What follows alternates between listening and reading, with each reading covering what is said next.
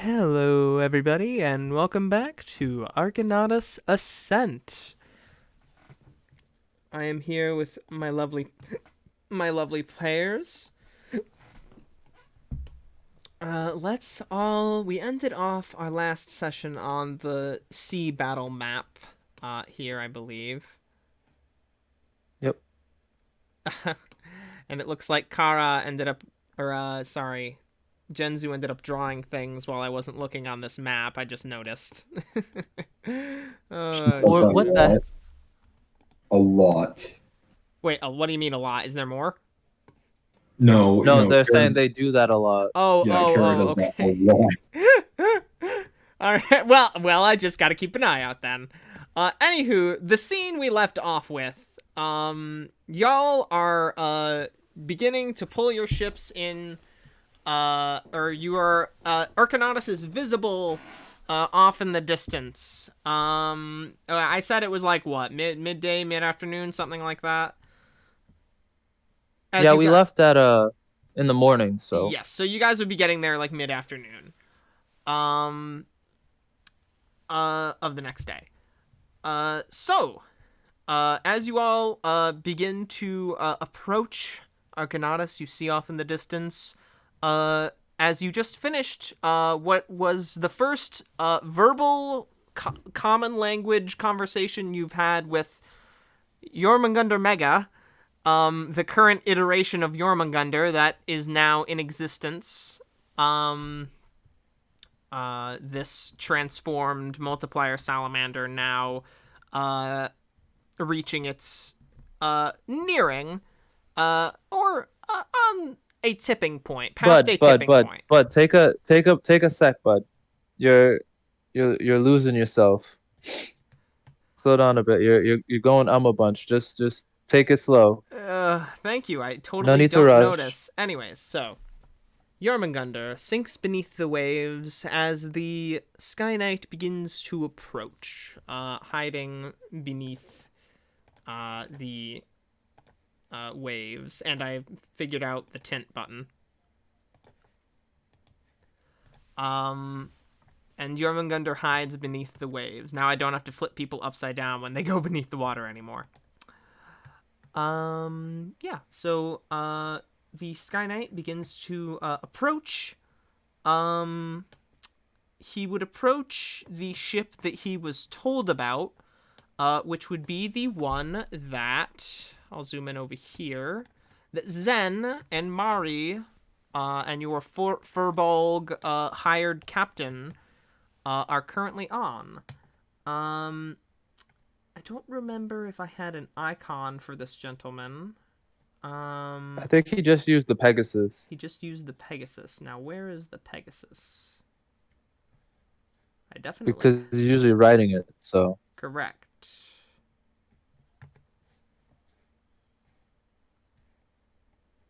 Dot, dot, dot. Okay, well that's fine. That's an easy enough thing to find on the Roll20 assets.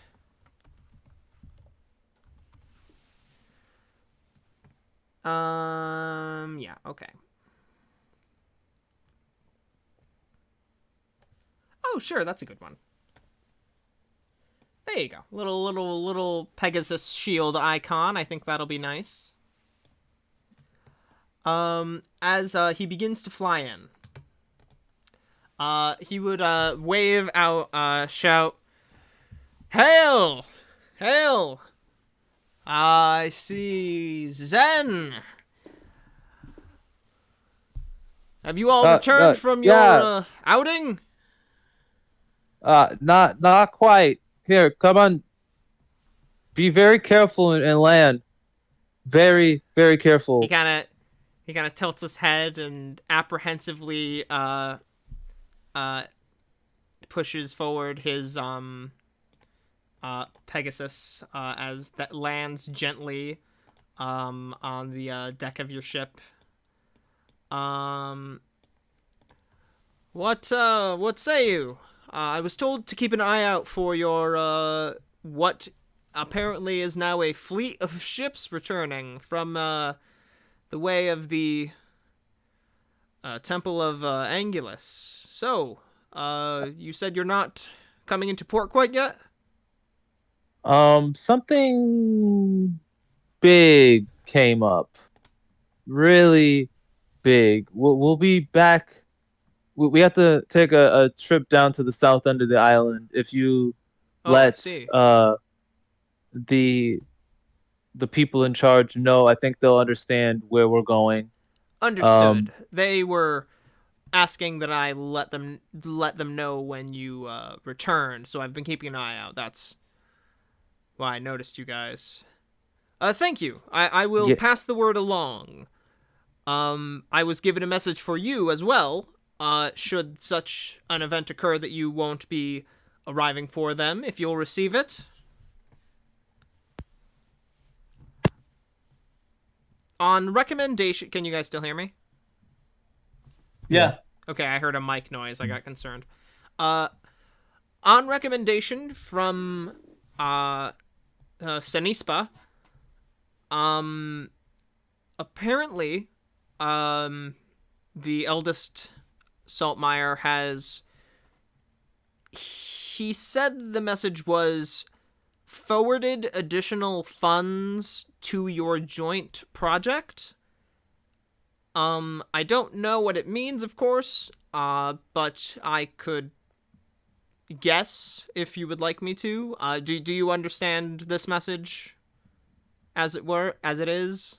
Or should I extrapolate?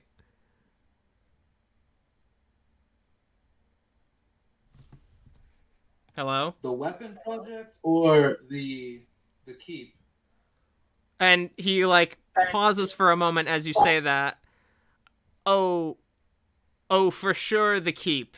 I don't know what weapon you're talking about, but yes, the keep probably is what he was referring to. I pardon my saying, but I did notice a few more supply carts heading just south of the city a little while ago with some stone and wood. So I get the feeling that it is possible that your group project or your joint investment seems to be being invested in by a higher power as well. So, good news then. They mentioned to see them once you finish your business. Yeah, that pretty much sums up the message. I've been doing my standard patrol. Leon says hi, by the way. He's been doing some rounds. He actually went over and has been doing rounds on the southern island, or the southeastern island, the with the military barracks down there. So he's off the island, but he's supposedly, I hear he's doing pretty well for himself. So just to let you know how he's doing. He's been growing up. I'm very proud of him. Well, he's probably safer there than Sorry, you cut out, buddy. there than everywhere else. Yeah, it seems that way lately, huh? I will say, Arcanautus itself, how long have you folks been out for? Because ever since the Chaos Rock cleaned up, things have been looking actually rather well for us around here. The city's been a bit more bustling. The ports have been back up to their usual level of business, I'd say. And I've actually gotten hired once or twice by the Coastline Health Complex to help with some of their research. So they've actually been working with the Sky Knights and a couple of other trading vessels to get some additional research done. I guess apparently their budget got increased or something. So, I mean, more power to them, I guess. Oh, so they followed through with that, huh? Oh, that's good to hear. Okay, and good thing I'm glad we cleared the waters then. Um, yeah. Uh, inform the top brass that we will definitely report uh our findings from our mission. It's been a long couple weeks, but we are ready to take a rest once we wrap up this little sidebar we have to do really quick. All right, I will pass the word along to the one who needs to hear it. Yep, sounds good. Well, And I would say this, at least in the short term, uh, if you or any of the Sky Knights or just vessels happen to see our ships, um, don't stick too close to the water until I'll let you know when it's good. But stay away from the waters around us for at least the next couple of days. he now, as a Sky Knight and as a keeper of peace and one whose eyes are often on the waters, he sort of looks around at the waters around your ships, just out of curiosity. Kind of peeks over the side, just asking out loud, "Do you mind if I ask? Do you mind if I pry, or is this Um, a sea monster personal matter? stuff. A sea It's monster personal, stuff? but sea What do you monster mean? stuff. Just His face grows a little bit more serious and a little bit more rigid with a bit of tension. What do you uh, mean sea monster stuff? Just out of curiosity. all right, I all right, man. understand a little bit of your business, but I don't fully. All right, man. All right, man. I'm gonna cut it to you straight. I'm gonna cut it to you straight. All right. I love that. All right, what's up? Okay. Let's So rap. He turns his you ever Pegasus you ever backwards. Let's rap. you ever have like a pet dog that was all small and cute, I did. and then just happened to eat the corpses of your fallen enemies, Oh, and then oh no, no, it gets no. bigger, and then and it started off all small and cute and just like a nice little oh that's neat, and then it becomes one of your worst nightmares. Oh no, it's sad, Uh, but if a dog eats human flesh, it really does have to be put down because it gets a taste for people. yeah, So that's okay. you know that's the responsible thing to do. You're too focused on the fucking dog part. Oh, This is and it's a sad analogy. So I mean, I don't. Is there a less all right. sad, more concrete version, or Okay, so you may have noticed that we had a salamander before. I Now I remember the salamander. Yes, and he it's no glares longer a over at the other ship salamander. towards Siegfried. It's no longer a salamander. Now it's a liability. And he kind of tilts So his head towards you. Like, his head turns from Siegfried, looking at Siegfried's ship. I am going to make him, at this point, make a perception check, just because it has become relevant. sure. He is a Sky Don't Knight. don't look too deep. I'm just gonna say don't do it. It's not worth it, Gabriel. And he sort of looks slowly back towards you, Zen, from Siegfried's ship and everything, and just kind of nods and all right. Just trust me here. I'll just I'll let trust you you. know if we need your help. Otherwise, just trust me that I have 100% in mind the safety of not only just myself, but the people I'm responsible for. So Aw. just He trust me nods to. and smiles at that, and he seems to be a bit empathetic towards that particular plight. So just trust me in that. This little sidebar we're going is in hopes of remedying the situation.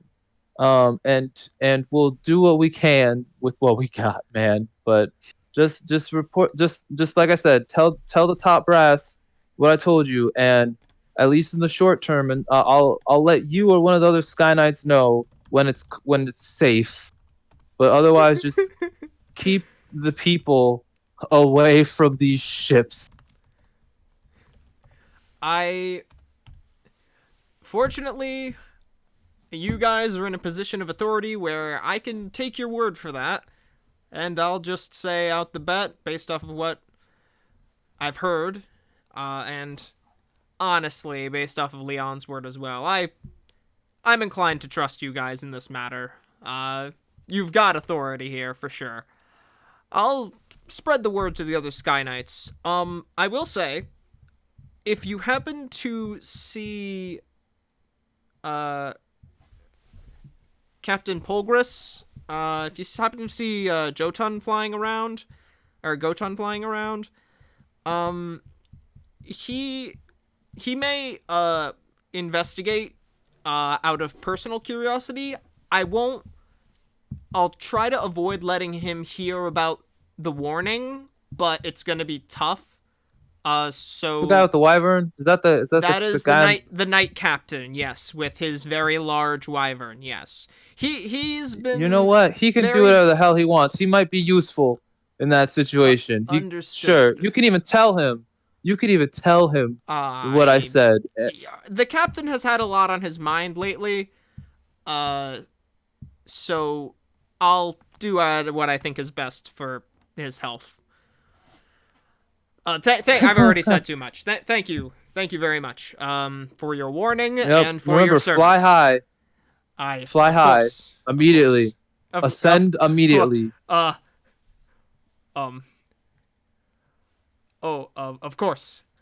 Just go up and then go straight up and then fly back. Of course, yes. Your ominous warning is heeded, my friend. All right. Galenti, let's go. And the Sky Knight Gabriel and his Pegasus will was its name Galenti? It is now.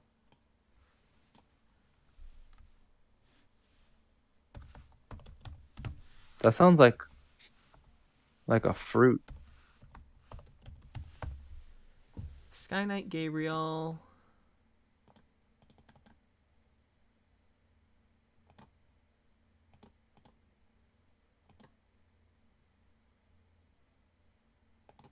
Aw. I want to know his Pegasus's name. Where's his Pegasus's name? The heck, man? Maybe you didn't name. Maybe you didn't name. It is Pegasus Galenti. right now. I was right. Yay! I remembered, but I forgot that I remembered. Man, my life is a living hell. All right, let's go. What's real? What's fake? Let's find out. Galenti flies off, Gabriel atop him, and they quickly ascend and then return towards the city. I'm very thankful that he wasn't snatched out of the sky. Yeah. Once, he is out of sort of range, rising from the sea, adjacent once again to Siegfried's ship is the dark form, the dark oily form of not oily, the dark slick form of Jormungandr Mega. Who doesn't say anything, but makes their presence once again known. Do you all begin to head south? It seems to be the implication here. Yeah, I Are you indicate dropping to the other off captain. any of your ships? Nah. No, you're taking the whole crew? To be fair, not really any of them. Only a couple of them. I will say Huge would know. and Kaiser both seemed hopeful, as the original plan was to head back to Arcanautus. They seemed eager to head back. As you go to give the order to I head point at the southward, giant monster as and their they hopeful nod. eyes. I point at it.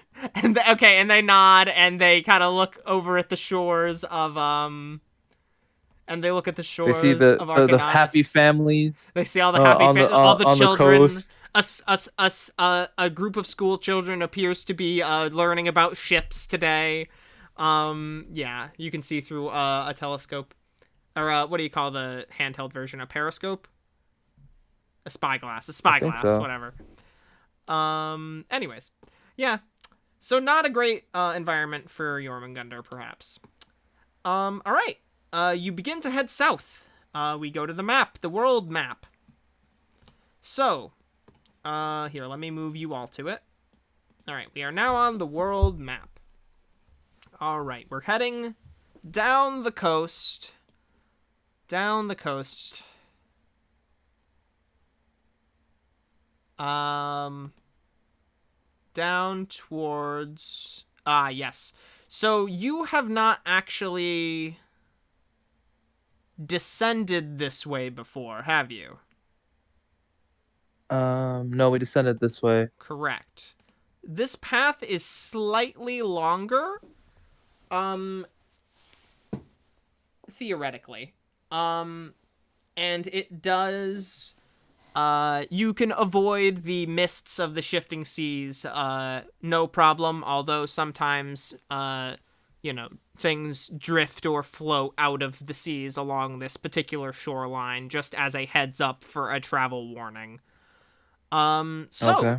It'll be about, I'd say, with your entire fleet, probably 2 days to get down there. Or like a day and 3/4, like a little bit longer than it would normally. Because we said like 30 feet is roughly a day of sailing, right? Sure. I'm gonna be real. It's been a bit since we've done I know, it's been a the fucking... sea It's been distance. a hot minute. We Well, yeah, because... When we took the other route, it was a day and a half, so it makes sense if this way is slightly longer. Yeah, it's 25 is a day and a half. And you'd be leaving from probably like here if you realize this, so yeah, like slightly longer. Okay, so yeah. Actually, you know what? I'll even have well, first things first. You get, a day of sailing in. Do you send any of the ships into port to grab supplies or anything? Or like Do we have enough to last? You're pretty good. Although you planned for a slightly shorter trip. Actually, you know what? Fuck it. The Temple of Angulus, in celebration of your capturing the big one, would have re-upped all your supplies. So you don't actually, as a result of that, you don't actually need to make a supply stop. They would have stocked you up on anything you needed. So like rations, sorry? Don't need every ship. Like, I guess we can leave behind the small one at least. Yeah, the murder ship. Actually, I should specify now at this point. The murderer ship. The serial killer ship. The Ublex ship. Yeah, we can leave that one. The reason why the other ones have weapons aboard, so they'll be more useful than Got it. the smaller ship. So we can send the smaller ship back. And okay, are you going to send any particular group back as well?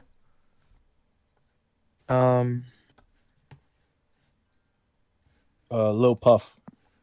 I guess Little Puff. I was thinking that the whole time, guys. I was wondering if you were gonna be continuing to take Lil Puff with you. We'll okay. we'll send Lil Puff, and I guess I guess Zalphos, because he was on the smaller ship too. Oh, and Zalphos is like, oh, thank God. Thank the serpent. All right. Yes. I will look after the child. And I will. Actually, little one, you are an expert when it comes to keyboard instruments, if I recall correctly. Is that right? And Lil Puff would be like, yes, and I got pipes of me own. No. What do you do with a drunken sailor? What do you do with a drunken sailor? And he sings the whole shanty. Early in the morning. Yeah. And it's great. And so Lil Puff and Zalphos are going to take the and a couple of crew members, just the ones who would man that ship. Probably only like 2 or 3 others, or probably at least 3 others. It's still a ship. Would take that ship and go ahead. Oh, that one has the pufferfish attached to it. So Lil Puff would help reconcile the pufferfish with their current fate. They get fed. And they would be fed and well taken care of, and Lil Puff will be their caretaker. Bring them to the essentially. conclave. They'll probably go fucking nuts. Oh yeah. Conflux? Sorry, Yeah. Conflux. Okay, That's what sorry. I meant. Yeah. So yeah. We'll say, where can I put these? You know what? I'll just cover them in Dungeon Master Mist. Whoosh. Haha. Now they don't exist anymore. Alright. So the rest of your sailing ships, will, go ahead and begin their way, down south. Towards the, Captain Overboard. Towards the, residence of the contractor and her elemental rings. So, I will say, we're gonna roll on the, nope. We're gonna roll on, let's go to the world map.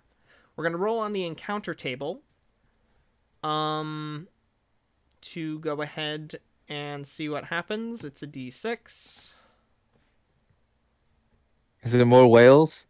I mean, the whales that you would have seen are gone. I'll roll again. Okay. Oh, shit, that glass still has water in it. Excuse me, sorry. Where is my list? Nope, that's not it. Nope. Whatever monster we encounter must be pretty brave. Sorry? Whatever monster we encounter must be pretty brave.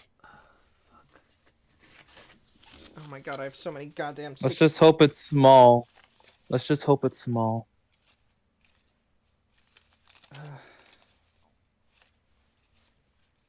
Are my random encounters gone? Did I lose them? I lost my random encounter table because I had it written on a sticky note and not on the computer like a fool. Okay. So, I guess I just have to make something up, which I'm very good at. Alright, so, you all, as you are sailing, this is as the moon begins to rise, the sun gone from the sky. You all are proceeding downwards, southwards, and you would have gotten about here by this point.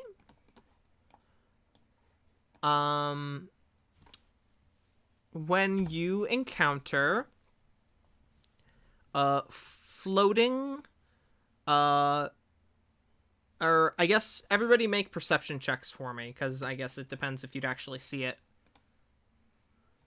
Everybody, which I guess is just right now, it's just Zen and Siegfried, if I recall correctly.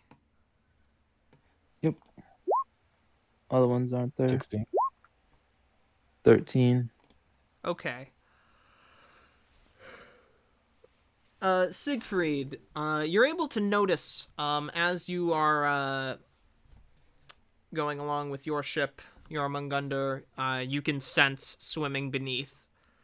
Jormungandr appears to actually be keeping an active eye out, and every so often will open his mouth and consume something, organic, that's trying to swim past, or, something. And whenever he opens his mouth, it is a violent affair. The ship actually shudders slightly, whenever he goes to open his mouth to eat something, as the water, seems to, it does that thing where, you know how when you, take your hand at the top of a body of water and then, push it down, and it does that little suction thing? Where it, goes down and it splashes up for a second? It does that, but from, as if Water displacement. Water displacement. There's a bit of water displacement beneath the ship, whenever you sense that Jormungandr has caught something. Almost as if the water beneath the ship is being destroyed and the area is refilled again with, water. Anyways, you notice, after one of these shudderings, as you're, holding on to the wheel and looking out to the side, you see some debris, some broken bits of wood, And you might not have noticed it if not for the glint of what appears to be a piece of jewelry around the neck of someone just floating in the water, on like their top half hunched over a piece of driftwood, holding onto a piece of driftwood, seemingly potentially unconscious amongst scattered debris. It's very scattered at this point. This is he is on the largest piece that is visible, and it's probably only about 6 or 7 feet long. A mat of kind of black dreadlocks covering his face, where he's face down on the wood.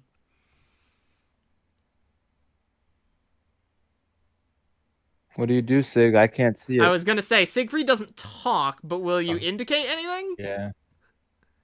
Oh, probably just gonna keep it going.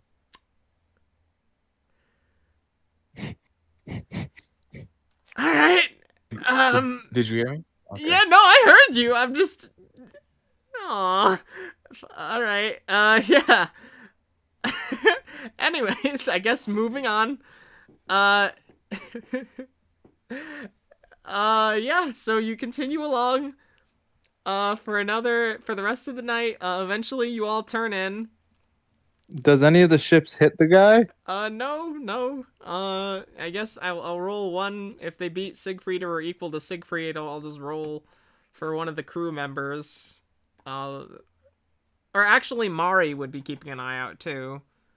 Mari is with you, but not really with you. I don't know what their perception is, but hey, did none of you notice that individual in the driftwood over there?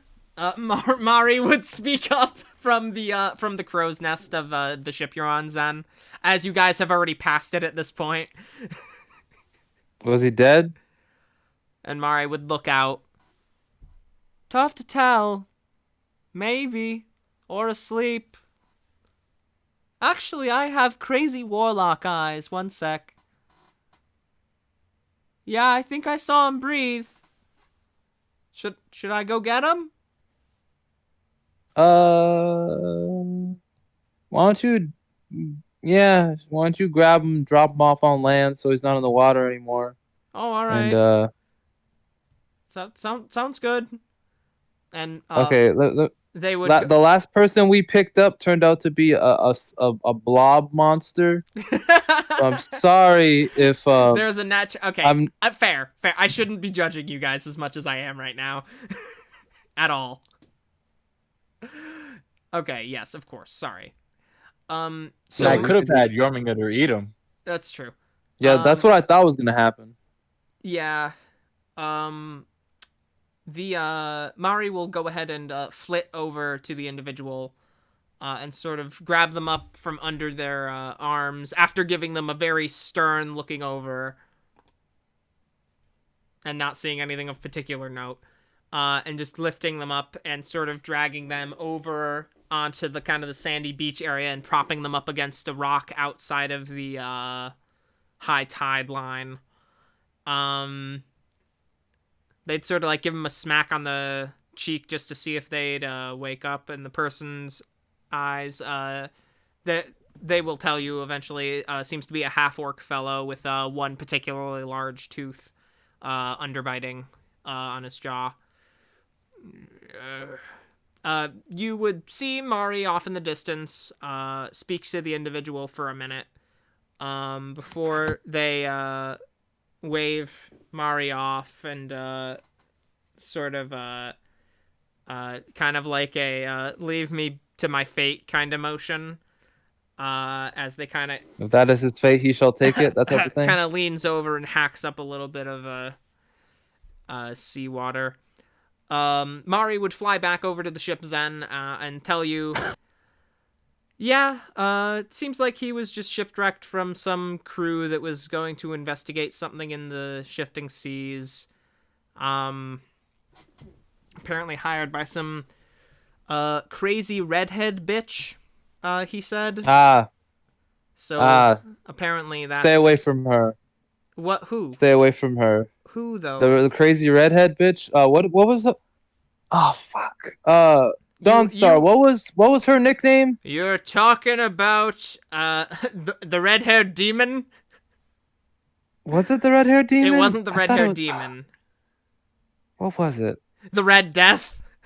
The Red Death. Yes, the Red Death. Yes, the Red Death. Anna Saltmeyer. Yes. Yeah, she's the daughter of our boss. She Don't is stay away from her. She is yes. She is yeah. Problematic one. Bit more this is a furbolg, I forgot. Bit more coin obsessed than perhaps is good for her and her crew's health, for whatever crew she happens to be able to sucker into working for her for a little while. Wait, was she on the ship with them?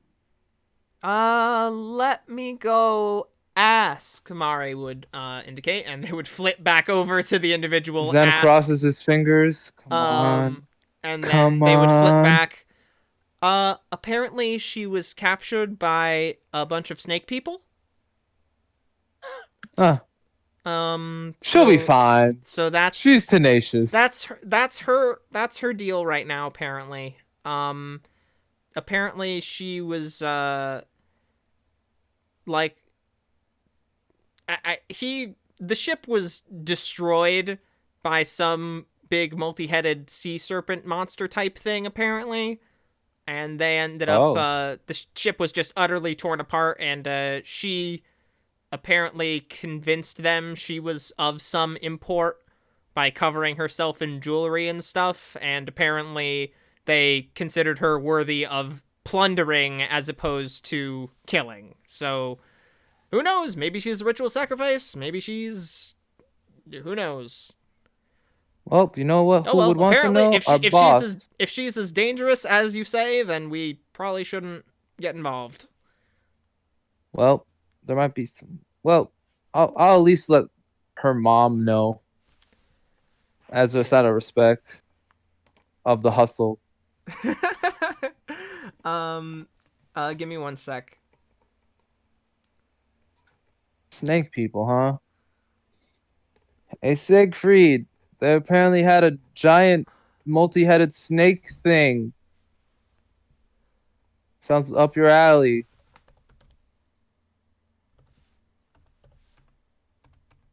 Okay, you would probably realize, based on her age, she's probably not Ultimus's daughter. She's probably his granddaughter. Who cares? Yeah. Either way. Yeah. Okay, sorry. So that's apparently Anna's character arc right now. So they're in the middle of that. As you guys continue. Yeah, she's gonna convince them she's a god and rule over them with a golden fist. Yeah. Probably. Or a red fist. Probably. Honestly. Or sell them soap. Based on your knowledge of her character archetype, probably. Anywho. You are continuing down. It only takes another, you're able to get there by the next midday. As you dock along the shoreline and begin your re-emergence into... And we're going to move again.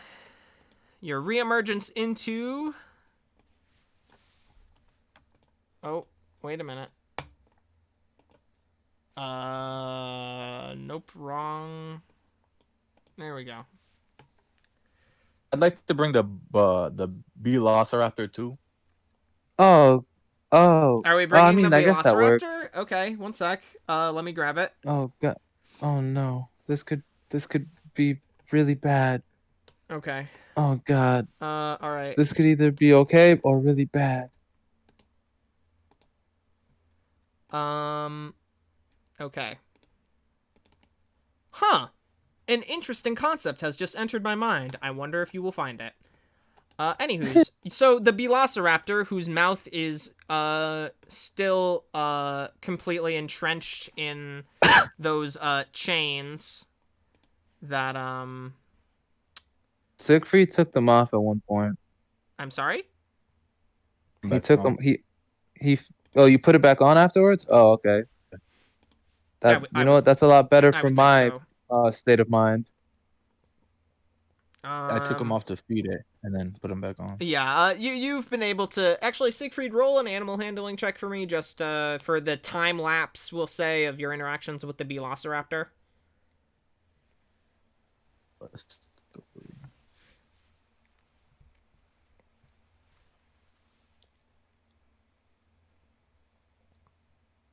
Very nice, very nice. Back. So yeah, the Velociraptor has not been tamed. And when you go to feed it, you still have to then cleanse the room or air out the room of bees afterwards. It's not as insane as it was when it was actively fighting you, but it is still a creature of, well, the like of which only could be found around the Eye of Caesar. Truly a being of chaos and destruction. But you are able to, eventually, with a few bee stings over the course of the feeding sessions, you're able to keep it alive and keep it relatively well kept. The crew does boulder parchment shears every night to see who has to do the cleaning and the feeding duty on the nights that you, Siegfried, decide not to, just as a heads up. It is probably the worst job, or the most nerve-wracking job on the ship, besides anybody who has to clean the outside of the ships or repair the outside of the ships now that Jormungandr is the way he is. So, who is coming along shore for this outing? We have our basic crew arrangement here. Genzu will be staying back on the ship. As will Mari, I'm guessing. As will Mari.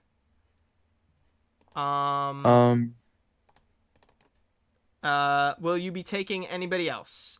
Nox doesn't seem interested, but will go if you tell him to. Huge glances over at, as you guys are docking, Huge glances over at the immense form that crawls out of the water and raises its head and turns it towards the group as you all are settling down. A look of mad hunger in its eyes at all times now. And you notice Huge lock eyes with it for a moment. And he shakes his head and he speaks up. I should come too.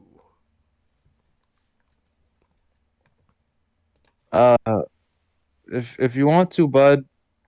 And he will Sure. be trudging along behind you guys, keeping an eye on. We'll say he keeps an eye on the Velociraptor and has a second metal ring ready if he needs to clasp it around the thing's jaws. He's got like a metal chain to close its mouth if the current one breaks.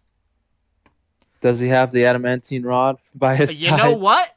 He would have the adamantine rod with him. Specifically, he would have tied the adamantine line around the mouth of The Velociraptor? of the Velociraptor, specifically to avoid it snapping, as it likely cannot snap. This mastercrafted artifact that Zen and Down had produced. Okay, so the Velociraptor is a non-issue unless that situation changes. We'll say that. So, as you all arrive, you notice a similar scene to what you had seen when you first come through. One sec, I have the description back down here again as well. Back to the Forest of the Maelstrom. The southern tip of the northern Sigilgea Island is known to be the home of many plane-touched beings, creatures of the 4 primary elemental planes. About an hour and a half trek through the forest on this edge of the island, specifically a trip made with the intent to locate what used to be called the Elementalist, but we now know as the Contractor, will result in arriving at 4 consecutive rings of different terrains surrounding a stone hut. Each ring is 60 feet wide, You arrive at the craggy, dark gray and black rocks with sparse blackened shrubbery and natural glass shards scattered about. The 6-foot-tall hardened clay standing torches are present at the 30-foot intervals along the ring. Let's just have Jormungandr plow his way through, and we'll just follow behind so we don't have to deal with the glass. Jormungandr plows his way through. You see him actually knock over one of the torch sconces. And a little fire spirit goes and starts waving its fist, and then sees Jormungandr and kind of contracts back into the little destroyed segment of the torch, not throwing any fireballs at him, as Jormungandr plows through. And you all follow suit, I assume. No reason not to. Alrighty. Hey, Ed. Sup? So before, I have in my inventory, I still have one of those 6-foot sconces. Do I still have that, or should I delete that? I'm sorry. You've been carrying around...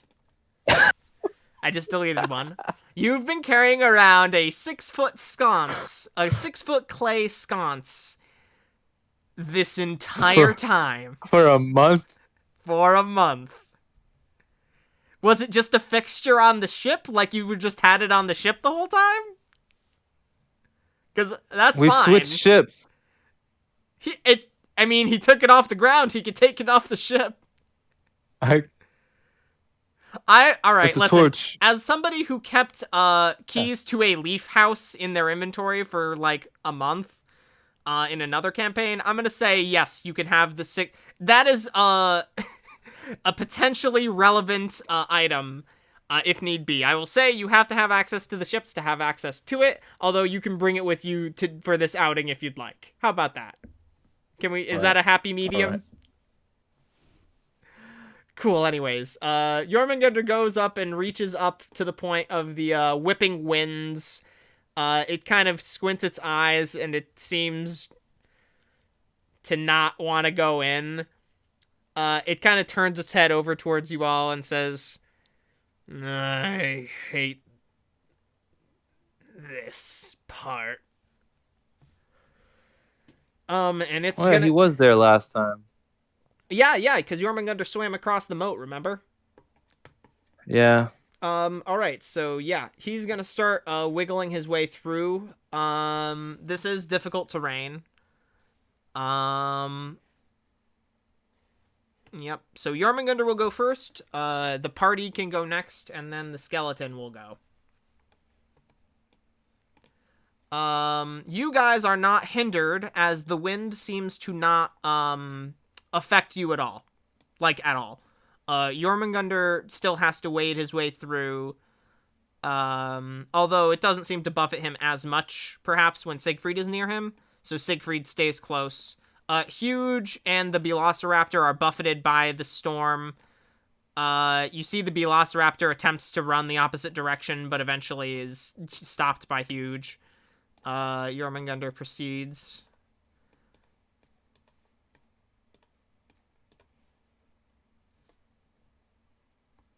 Do we see the skeleton?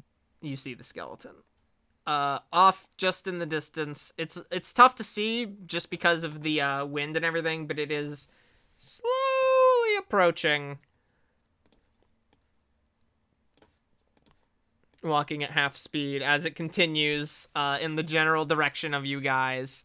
Jormungandr is able to slip past, and you guys are able to get past no prob. We'll say Huge and the Velociraptor just make it out in time to avoid whatever we named the skeleton, Stanley. And they are able to just avoid it. All right, moving on. Map number 2. Do you all have any particular plans of crossing the water, or are you all just gonna hop on Jormungandr's back? Sure, whatever. You all The Velociraptor is gonna have to be on his back to get across, unless this reminds me of unless a we riddle. like chuck it. This reminds me of a riddle. So you have a velociraptor, a boat that is hungry, and a huge person that hates the boat. How do you get all three across? anyways. Oh, that's an item, huh? Anyways. So he would fly across, you could fly across, or just swim. You're comfortable with Jormungandr. Jormungandr... Siegfried, roll a persuasion check for me.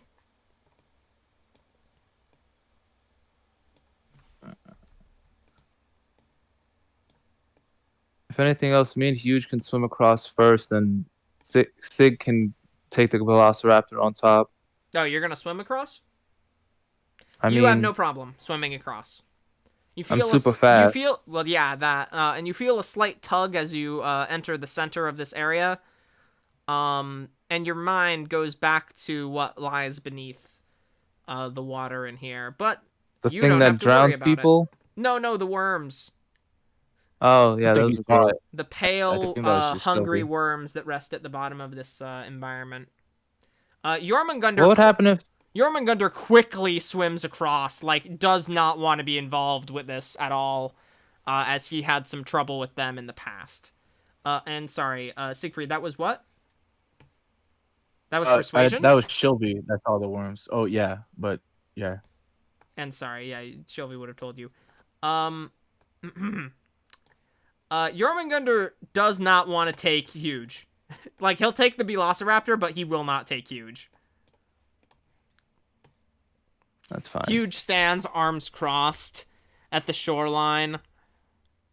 Is this going to be a huge issue for me to swim across? There are things that will try to drown you, and then worms that will try to eat you. That sounds hugely unpleasant. It's not a good time. I would say I can carry you, but I can't. That'd be a lie. My hugeness does impose issues with this particular challenge, yes. Also, it'll also be just a big a pain to, like, get you back. So just... I suppose this is where I shall wait. And he kind of crosses his arms. He kind of gasps for a moment and then turns around and the skeleton is there waving at you guys and he kind of moves off to the side. Wait. Actually, I have something that I can do in this situation. Oh? I'm gonna go here. And I'm gonna say, Huge, don't resist. And I'm going to use. Okay. I'm gonna use the anchor rod. Oh. Easy. What's the pull distance on that? It pulls him 30 feet. Excellent. It'll take me time to pull him. It'll take me 2 rounds to pull him all the way, but... Gotcha. You pull... Actually, you know what? I'm even gonna say, you pulling him across, with the anchor rod, that he grabbed onto the line and he's also kind of swimming across as well. But he has a +7. What's the DC? Does it matter? DC 13, he passes. And he's able to get across, following with the anchor rod, no problem. As he arrives, Huge, like, climbs up onto the shore and kind of, like, goes for a fist bump for you. Chosen by Angulus. That was a huge help. Got you, bud.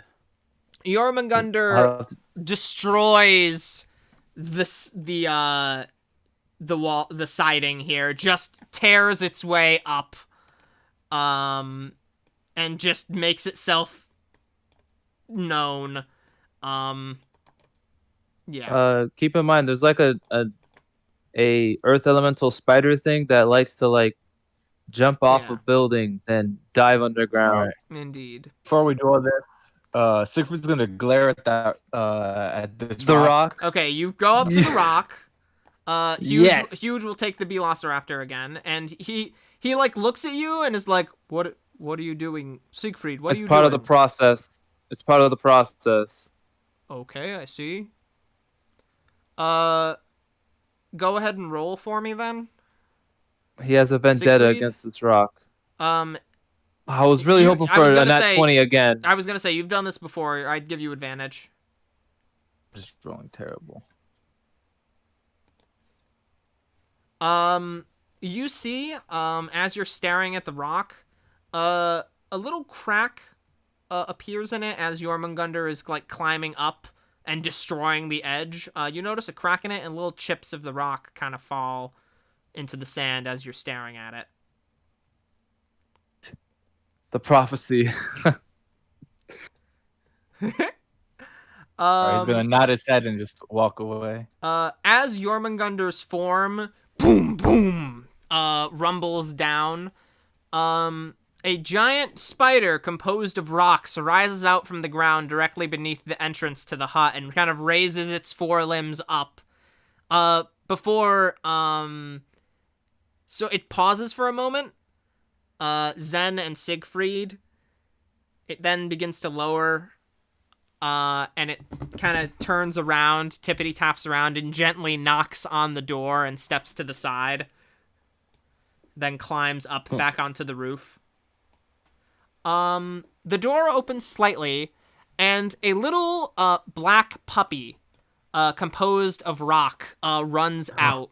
And hops up to Zen and sort of bats at his leg and is like panting and is like, "Hello! Don't forget he can talk. Hello! Yeah. Oh, hey, man. I'm happy that you're still alive. Yeah, a little different, but good." And he's just panting. And he seems happy. You know what? You do you, buddy. Yeah. And he's gonna go ahead and start barking up at the spider, which will then come off to the side and begin to like poke at him with one of its rock limbs, and he's gonna like try to bite at it, and then it backs up, and then he goes to bite at it again. He's basically playing with the spider right now. This little onyx puppy, and the spider. Wait, he was a big mastiff He before, was a so he big got mastiff. turned into an He was a big mastiff before, and he is now a little onyx puppy, like a little puppy mastiff. Well, hot hands. Yeah.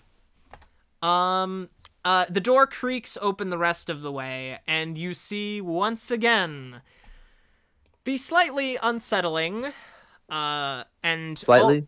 always intimidating form of the contractor fill the doorway. The 4 hands, you see the 6-fingered hand grasp the edge of the doorway as the long neck leans out and looks up.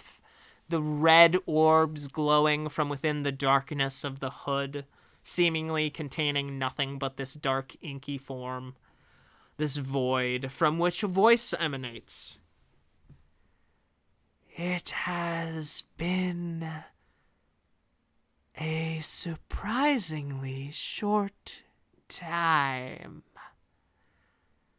To what do I owe the pleasure of your visit?" I point at the 2 monsters of ultimate destruction. He wants a favor.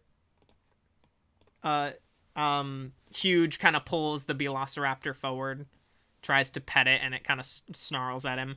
Jormungandr glares at the Jormungandr glares at what's her face? The contractor. The contractor. I'll let him use intimidation using his strength modifier as a side note. Cause I mean, like father, like son, right? I glare at you. Sorry, I'm just looking up his stats, so +5.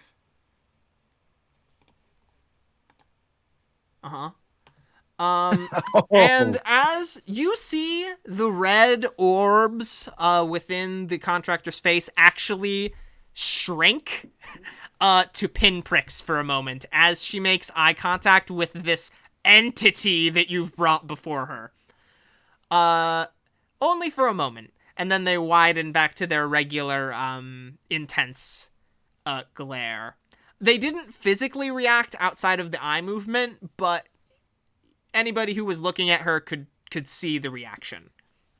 That she was like uber shocked. And one of her hands actually reaches down and pats her side, and the spider climbs back up onto the ship, and the puppy actually comes down to her leg and kind of reaches its head up to get pet. And she kind of scratches it with her talons. It's made of rocks, so it doesn't really hurt him. And in fact, he seems to pat his leg ever so slightly and wag his tail. Seems to enjoy it. So, yeah. They whip their head, or they slowly turn their head over to you, Zen. I see where things may have gotten out of hand for you. I see void within this creature. Yet, it has gained a spark of intelligence as well. Awareness of itself and of its hunger. She chuckles a little bit, a deep, resonating, kind of horrible noise.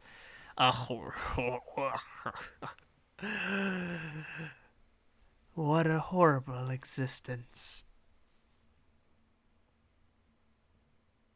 Well, yeah. So, we kind of want to.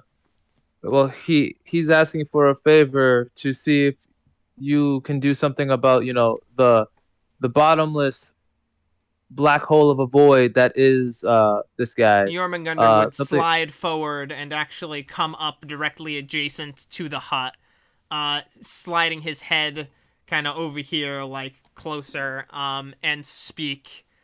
Hungry. The last grunt, a bit of a inflection of a question. The first a statement, the second a bit of a question. I'm gonna go over here. The contractor would swing their head in the direction of Jormungandr. Look him up and down, the eyes trembling slightly as the creature's proximity to them seems to make them...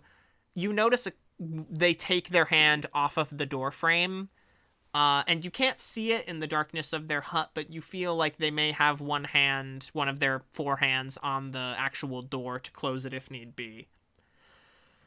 They have like a gun in their backhand, like pulling off from behind. Surprise, motherfucker! I'm dual wielding spaz 12s, baby. Anyways, sorry. Anyways, you are a cursed being. I knew it. Impressed by your existence, but slightly off-put by your proximity to my existence. And what can I do for you? And you see she kind of straightens her back out a little bit from the hunch, her head rising from the 5-foot place she holds it at to roughly 7 feet, nearer the top of the doorway. Sort of filling the doorway more now than she had before. And a spectacle which had been much more meaningful to you all, who she towered over for but a moment, though it seems slightly diminished by the fact that Jormungandr is the size of her house. So the intent is there, and the words are strong. But there is a clear difference in the first encounter you had with the contractor, with how they are interacting with Jormungandr. Jormungandr stares intently, that same hungry look in their eye that they can't seem to get rid of. Siegfried, you hear in your head, offer something. And, the contractor kind of swings their head over to Siegfried as Jormungandr does the same. Alright, I'm gonna rage. Oh! And then, I'm gonna offer.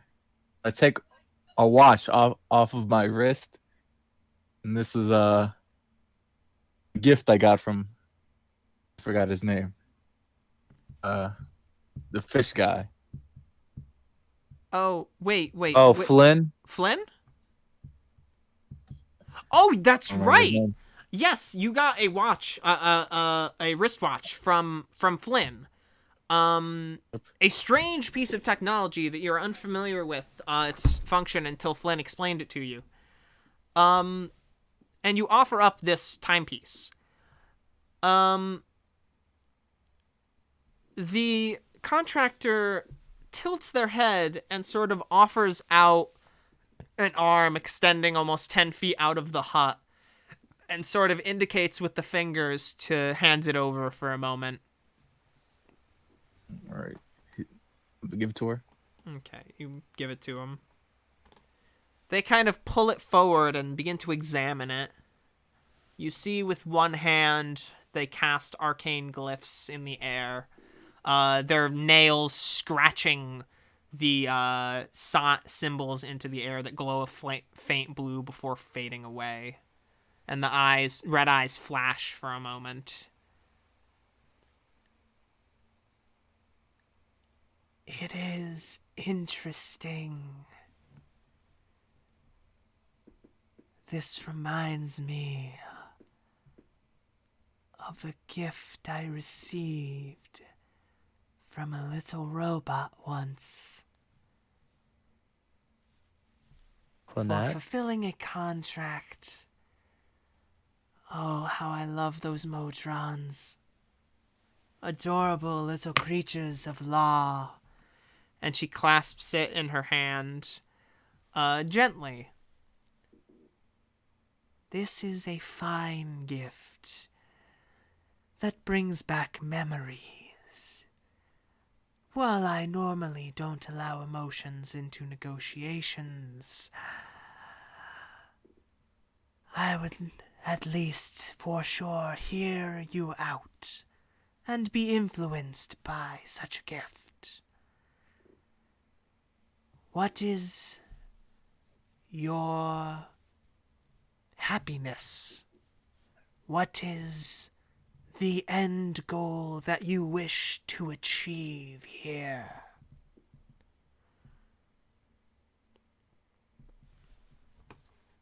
That's pretty that's deep for Siegfried. I just am to stop always being hungry.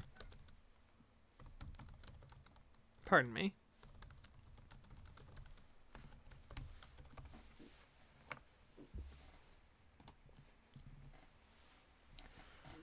This is an interesting request, for and she looks back over to Jormungandr, and Jormungandr looks back to her, and you see Jormungandr's muscles tense for a moment, and Siegfried, you have to stop him. Do you? Stop him from what? He seems hungry Oh, and yeah, impatient. stop him. All right. You feel in your head the sensation that he is about to pounce. He is cowed. He shakes his head and retracts, loosens up, and even relaxes at this point, stewing in his hunger instead of being driven by it.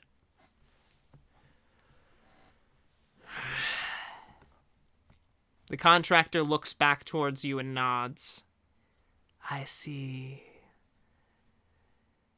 You have taken many measures to keep this creature under control. The contract between you two, the blood bond, and something else that I can see within Jormungandr, I believe?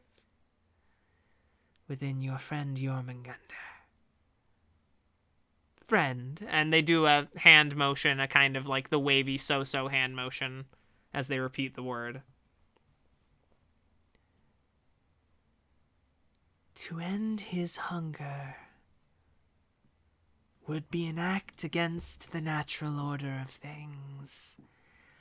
An act against a force that is fundamental in a way. He has reached a fulcrum, a point where the angle changes. He is no longer a beast of the world so much as moving towards being an incarnation of what he is, what he represents.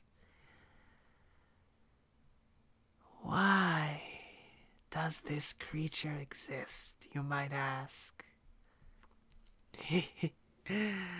I've asked that for many days. I am curious as well.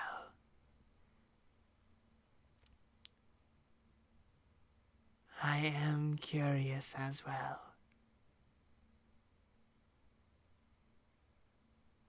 I propose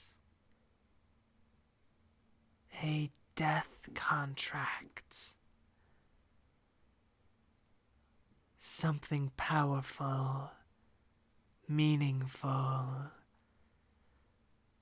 and deadly in absolute.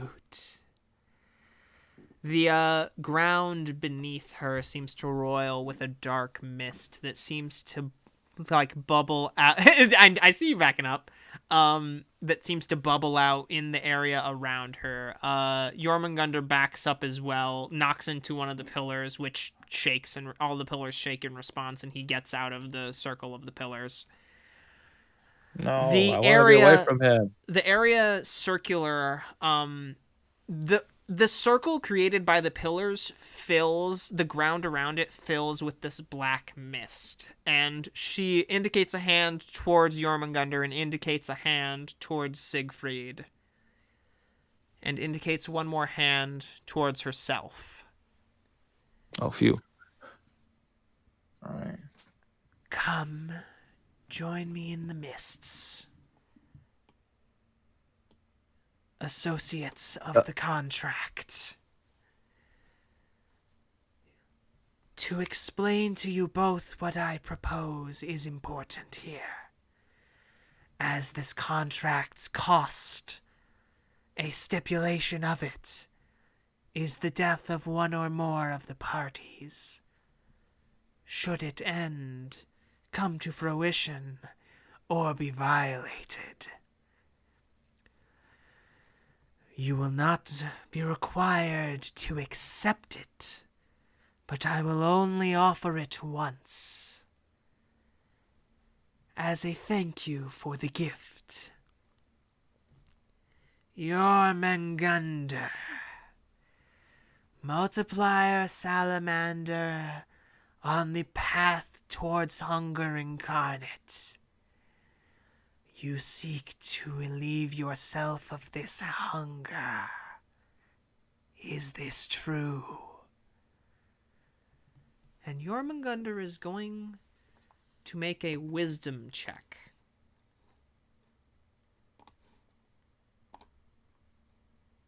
That's enough. If I wasn't distracted, that's good. Hungry is fine, but too much is bad. She looks over towards Siegfried. Siegfried, the one whose rage gives him voice. What say you? Do you wish to command this creature? Do you wish to ally yourself to it? Or do you wish for it to be free?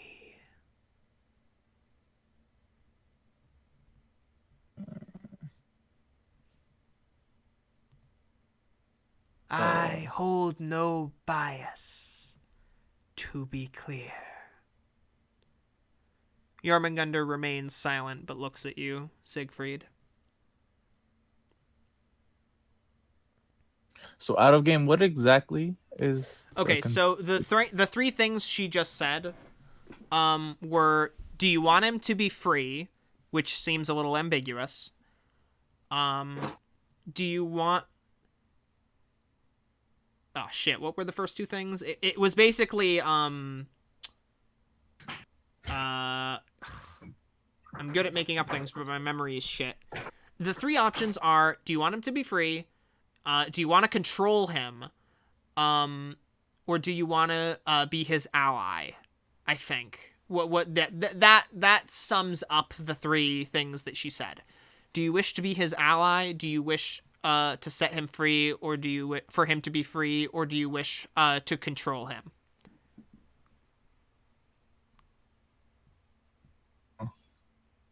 Speak up, sorry. Right, Your rage sustained by the fog, it seems. if it's possible to control him, I would like to do that. She nods and looks towards Jormungandr. I offer you a proposal, Jormungandr. So long as you obey the words of Siegfried the Silent over there, your hunger will be lessened. It will not be, as you said, distracting.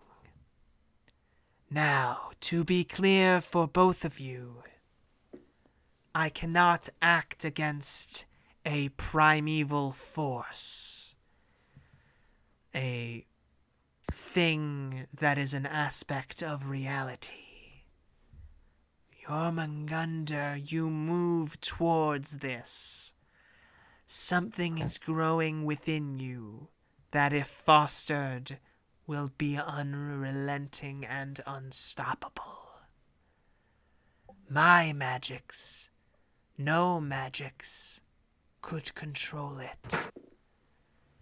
But, as you are, and Siegfried as you are, this deal can be struck. Jormungandr, should you disobey Siegfried, that hunger will return and consume you as well. Jormungandr seems confused by this statement. She clarifies. The Ouroboros is an apt metaphor for the fate that awaits the disobedient, hungering serpent. She swings her head towards Siegfried. Now, a stipulation from the other party shall indicate your fate, Siegfried. And she turns her head back towards Jormungandr. Jormungandr looks over towards Siegfried, and the contractor puts out a hand towards Jormungandr for a moment, and you see a spark of blue in Jormungandr's eyes for just a moment as you all can hear Jormungandr's thoughts, slightly more clear than his common language would be, and Siegfried more something akin to what you're used to hearing from him telepathically. I am hungry. But if you feed me when I am hungry, I will listen to you and obey as she asks, lest I meet the fate she says. But you must acknowledge my power. If you disrespect me as you have, that is my stipulation. The contractor indicates towards Siegfried once again and clarifies for Siegfried. Should this creature be belittled, insulted, or I suppose disrespected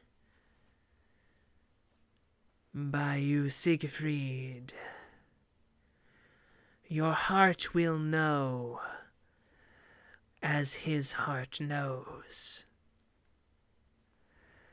And if you move past even when your heart tells you otherwise, it will stop. This is the contract I propose. To clarify for Siegfried, you will get an indicator if you are insulting Jormungandr. If you do not relent or apologize, it will kill you. Okay.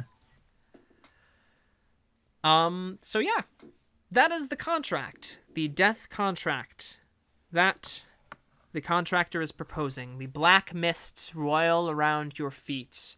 The light seems to be dim in the area. Those observing from the outside see not the darkness, but the mist curling along the ground, ending, seemingly hitting a barrier just at the area where the stone circle rests. What do you say? Jormungandr nods, seemingly accepting the proposal. The two of them look towards you, Siegfried. I agree. As those words leave your mouth, Siegfried, you feel a tightness in your chest, and you see Jormungandr squirm, a discomfort in their stomach. And you see the contractor reach out two hands in the direction of the two of you. In one of her hands appears a spectral image of what is likely your heart, Siegfried, and she clutches it in her hands. You feel that tightness and you feel her grip in your chest, and it is horrifying and discomforting. Jormungandr squirms and growls at the contractor. As you see in her other hand, she has poking into his stomach one hand as she slowly pulls out from that spectral image of this gargantuan organ a small black sphere that does not touch her claws, but as she snaps one of her other hands, the mist dissipates, the darkness recedes. You all can fully take in your surroundings. Siegfried, that tightness in your chest has gone away. Jormungandr seems more comfortable now, and you see that his eyes are no longer wild with hunger. More similar to the way they were before, but significantly, obviously, more intelligent than they were before. Still, that hint of awareness of their surroundings and themselves. But you see, in the contractor's hand remains one little black sphere between two nails not touching them. A void in reality, it seems, almost, as light bends around it like a black hole. And she appears to, bring another hand up towards it, and then another, and all four of her hands seemingly are moving around this tiny, She's using tiny, tiny Rasengan? black sphere. And she slowly recedes into her hut, moves her hands to the side, sticks her heads out. And this will be the contractor's payment. A piece to study. Are we all right with this?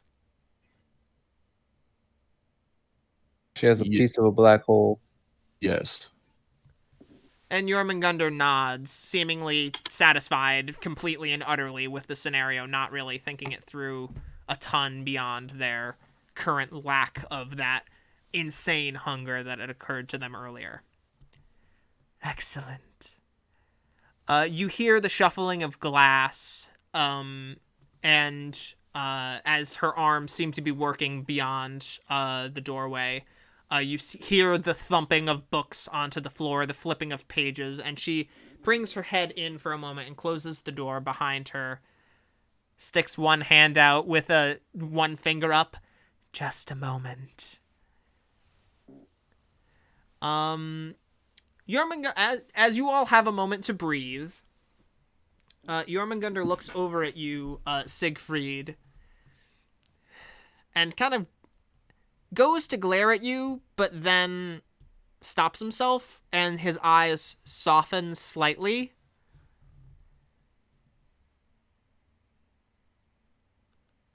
Understood.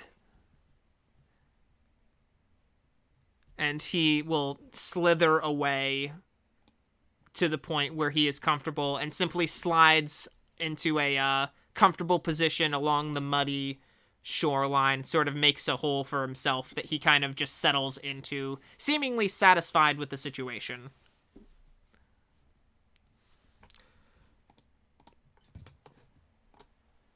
All right. Okay, so the contractor appears to be busy for a moment. You still hear the clinking of glass, the infrequent yipping of the onyx dog. And Huge would kind of look around, look over to Zen. What? Did it work? Was that a good thing? And he'll kind of like glance over at Jormungandr, who doesn't even seem to acknowledge Huge for a moment, before opening one eye, and it meets with Huge, and Huge kind of like squints his eyes, smiles for a moment, and nods. I see. And falls silent once again, holding the adamantine rod with the Velociraptor. The Velociraptor, by the way, is just like over here behind Huge, just kind of looking around nervously, seemingly extremely confused and scared. You hear a buzzing from within its maw. I have no idea if this is a good thing or a bad thing, or if we're just, stalling the inevitable. But I mean, hey, we got a contingency at least. Also, yeah. All right. Who I'm going to knows? write at She the might top of use the that. Jormungandr document, death contract. Stipulations. Or I guess, death conditions. Siegfried. Insult/disrespect. I'll specify all this, like, I'll go into specifics later, but I just have to write down the notes just so that I have them. Yep. Now, y'all may have noticed that there is another name at the bottom of our Roll20 tonight. I would like, Tyler, would you please roll a athletics check for me, unless you, do you have any means of getting over the river outside of swimming? I'm checking that right now. I don't believe I do, though. All right, so you can just roll an athletics check for me. All right, I believe that is a yep. Are you able to roll in Roll20 for me? I am. Yeah, I just did. 13. Holy cow. You feel an undertow pulling you. And with that save, you just barely eke out, and you're able to get, do you have a swim speed? No, I do not. Okay, so you have to make the Do I save. hear You have to make the check one more time to get past it. As Alright. this Do I area is hear difficult this? terrain. You are pulled 30 feet down, into Do the I? water. Oh wait, am I muted? You guys hear a splashing, and a thrashing from the waters behind you. As Can I cast? you look behind you. Okay, I'll say you don't see what splashes below the surface, but you see the splash go down, and you cast your reel at that point. Just go ahead and roll an attack roll for me. To try and hit the target that you want. I saw orange and pink run up Easily. into... You are hunting for this particular target, and you... Tyler, are your Yes. roommates gonna be... Oh, right. I forgot to mute again. My bad. Yeah, it's all good. Sorry. Rasiel. Rasiel? How do you pronounce it? Rasiel. Rasiel. All right. Rasiel, you feel something hook onto the back of your armor or cloak or what have you, and you are suddenly tugged 30 feet back up to the surface of the water and out. Oh, it's actually plus 11. And not onto land. What race is your character again? Remind me. Sorry. You would see this shadowy figure get pulled onto land. His body appears to be made out of just pure shadows. The fuck is this? Contractor, is this like your cousin or something? I mean, the contractor, is this like your cousin or something? One sec. I have to just spell your character's name for me one more time, even though it's on screen. Rasiel.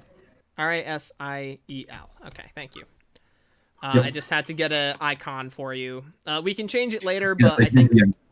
Sorry? I did DM you one too. I DM'd you one Oh, too. shoot. Well, all right. Whoops. Oh, there it is. Yep, that's much better than what I was going to do. Everybody be quiet. I know you can see it. This happens every time. Whenever somebody sends me their character icon, it always opens in the... what's it called? In the Roll20 window. Browser? Yeah, it always opens in the Roll20 browser instead of the other one that I keep open specifically so that people don't have to see everything.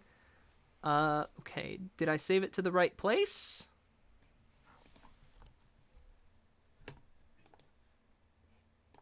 Okay, let's see. Did it work? It did. Okay, I'm putting your image down now. As you are yanked onto shore, everybody, I'll just make it big for a moment so everybody can glance at you. And yes, you are yanked onto shore by this Aasimar fellow holding a rod, a fishing rod. And you see before you on the other shore something that you were rather concerned about, but thought it might just be another one of the trials of this place to get your question answered or your request fulfilled. Yeah, so this is the scene set before you, as you heard before. A bunch of dark mist just cleared. You hadn't been able to see it as the ledge, which, by the way, there's a giant mud slope now created by, obviously, this gigantic creature over here, that you would have been able to clamber up if you were not pulled onto land by this magical fishing rod that the Aasimar before you seems to carry. You see as well what you could only describe as a huge humanoid with a red tinged fishing rod that gleams in the afternoon sunlight, which the rope seems to be tied around, a velociraptor's mouth. Every creature in the area just looks at you. This newcomer onto the scene. I'm going to attempt to get up, but I'm probably gonna be on my hands and knees for a good couple minutes, coughing up water at this point. Since it was on your second round, I'll say that you felt the torrent and you were able to hold your breath. So you're not coughing up water, but it was very surprising still. So you like hack up a little bit and you're slightly dazed for just a moment, wiping water out of your eyes, and you look around and you see this scene before you. The giant, almost draconic salamander hybrid creature, this huge 12-foot tall person made of muscles, the Aasimar ranger before you, and the fallen Aasimar barbarian closer to the hut. Scourge. And a scourge, sorry. And a gigantic stone spider that immediately raises up on its hackles as you hit the earth on this muddier, earthier side of the ground. I'm being looped. Well, now he. Sorry. Side note, Yeah. Zen, the contractor, didn't respond to you. She seems to be distracted. Ah, a strange family, I see. Yes, I'm just trying to get some research done, and I saw something over here that I was quite interested in. All right. Well. Jormungandr tilts their head. Research? If it's that guy, stay away. He'll eat you. Not going Jormungandr towards the nods. Okay. Sorry. Okay. What about Jason? Yes, Mind what if I about just, Jason? Yeah, what about me? Sorry. Ooh. Sorry, I'm not exactly the most athletic know person. how get voted out. 'Cause I'm gonna die here now. Tyler, buddy. Yeah, I'm not. We can't really hear you. Over your friends, Okay. over your Friend. roommates. All right, Sam. What? I'm in call. Okay. Well, I'm gonna call too. Yes, I know. Just try. Yeah. Sorry. Whew. Not exactly the most athletic person, as I'm sure you can tell. I'm more of a observer. Nice. So, this is it, is that? Can I have permissions to move my token? Oh, whoops. Yeah, I should probably give you that, huh? Yeah, let's do that. All right, you now have permission to move yourself. Rasiel is going to come to right above there and just starts looking over Jormungandr for any signs of a demonic presence. Okay, go ahead and make a nature or arcana or religion check, whichever is the check that you would make on this particular creature to indicate its demonic presence. If you believe God, you would think this doesn't exist. For Rasiel's purposes and the way he would be studying it, that would actually no, all three of those are exactly the same. No, Never mind. Well, then, just for flavor, tell me which that you're using so that I can... Yeah, you'd probably be using Arcana just based off how Rasiel studies. Arcana, understood. All right. So go ahead and make that Arcana... Wait, was that the Arcana roll? The 26? Yes. Oh! Okay. So, you have heard of magical... With a 25 is what you would get. You have heard of a form of creature known as a multiplier salamander. It is a magical creature that grows in size as it consumes food. You have never seen one reach its apex form, but supposedly these creatures, once they are fully formed, are and you've seen demons actually attempt to like raise them as war machines, essentially, as they in the abyss, although they're never really controllable and tend to destroy the demons that try to control them. You have heard of demon princes that would try to keep these things as pets until they eventually just ate their enclosure and escaped. You would have understood that these creatures, within their stomachs exists a miniature version of a sphere of annihilation once they are fully grown. However, this one appears to be a young adult, you would say, if you were to guess. Okay, and just to clarify, there was no demonic presence picked up at all, and it is not. pretty much It is not demonic in and of itself. It is the creature you've seen or you've heard of used by demons at war, like in times of war. They generally aren't kept because they are engines of destruction and unending hunger once they are fully grown. Okay.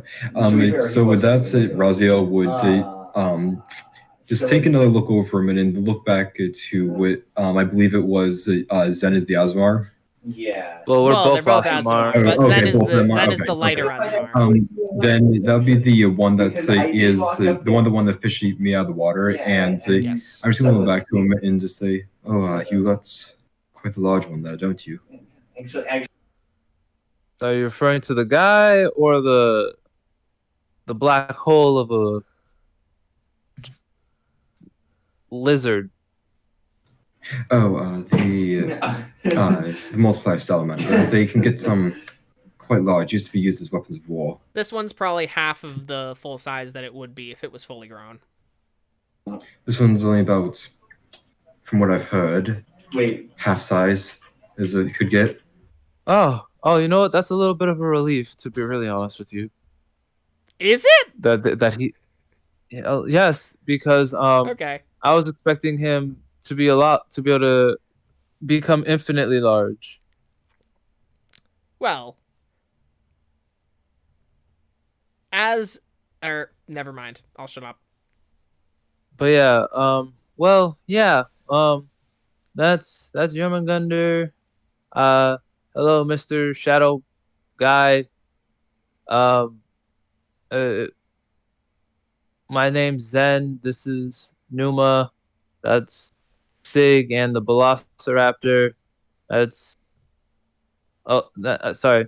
That's Huge in the Velociraptor. That's Sig, and that's inside there is the contractor who's I'm guessing the reason why you're here.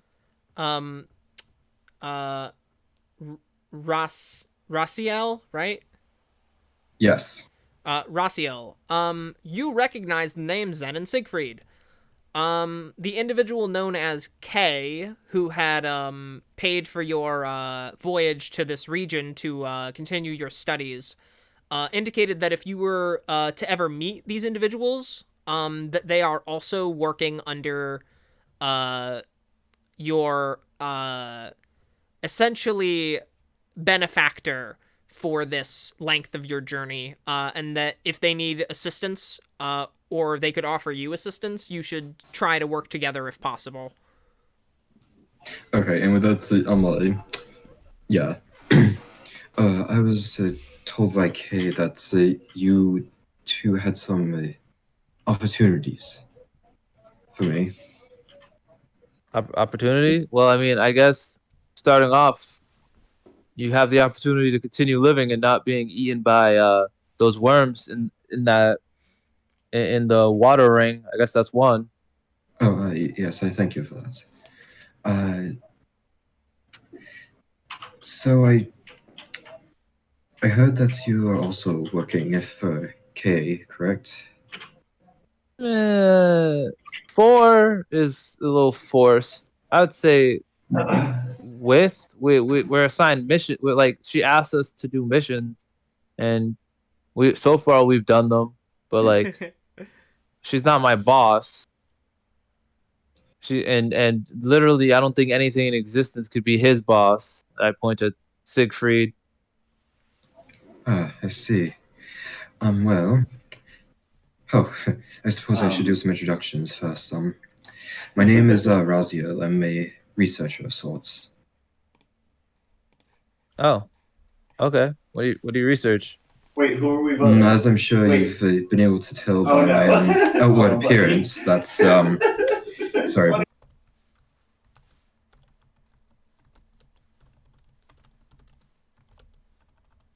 Sorry about that.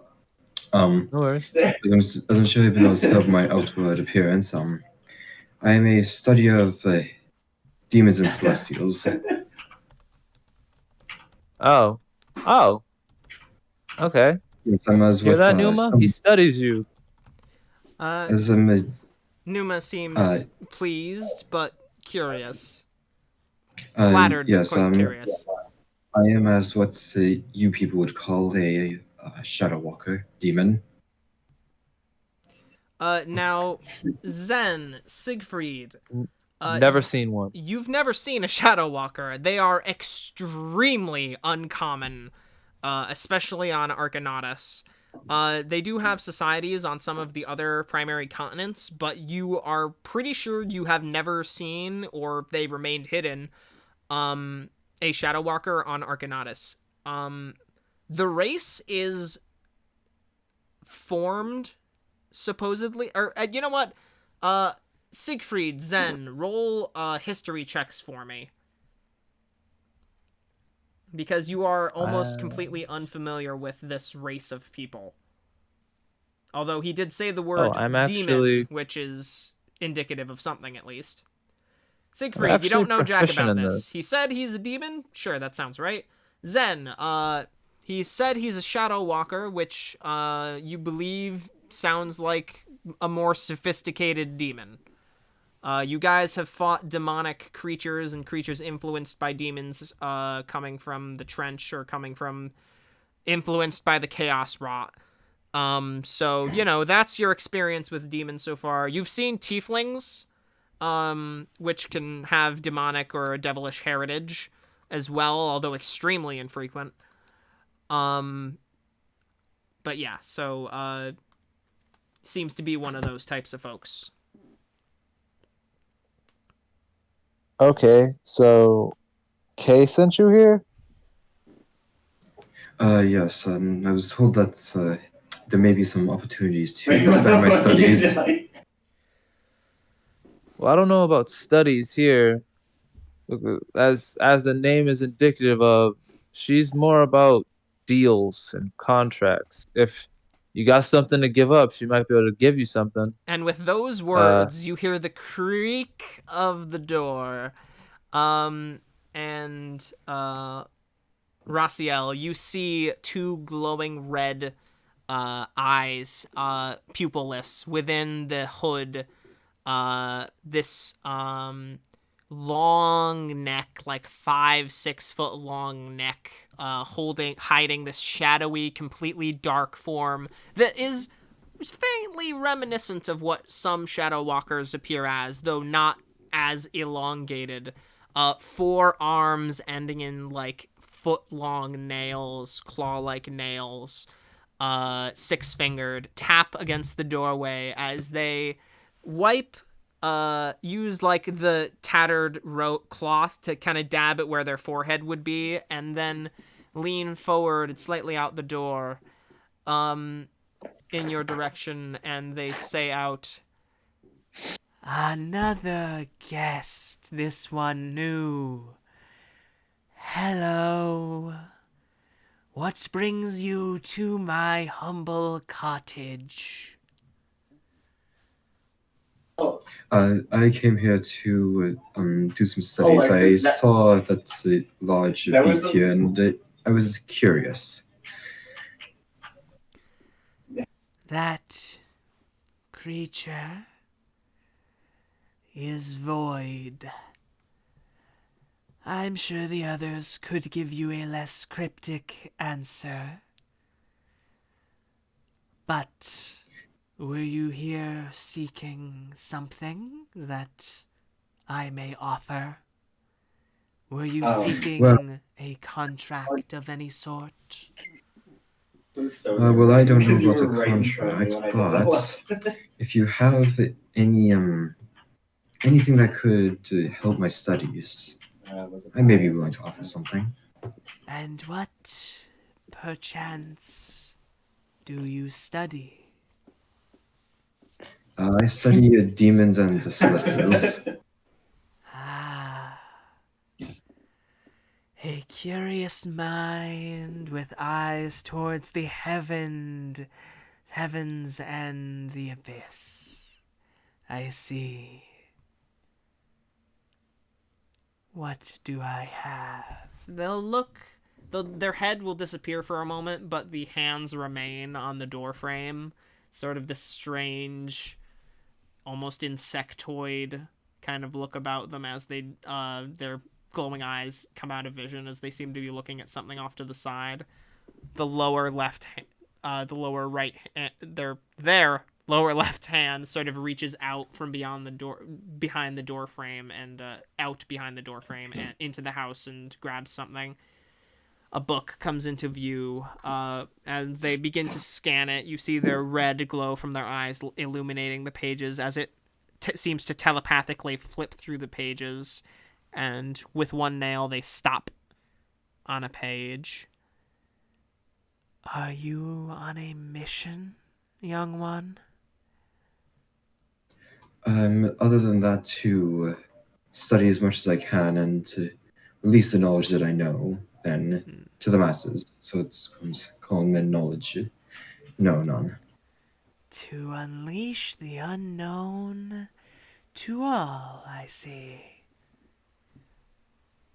Side note, Rasiel, you would have, as part of the all-expense-paid trip, been given the general... I explained to you what you were told before, right? Yes, I believe so. Yeah. All those different things. So passing along the information to the correct place. Yes. Okay, cool. To not go into specifics on the stream until you see fit. I see.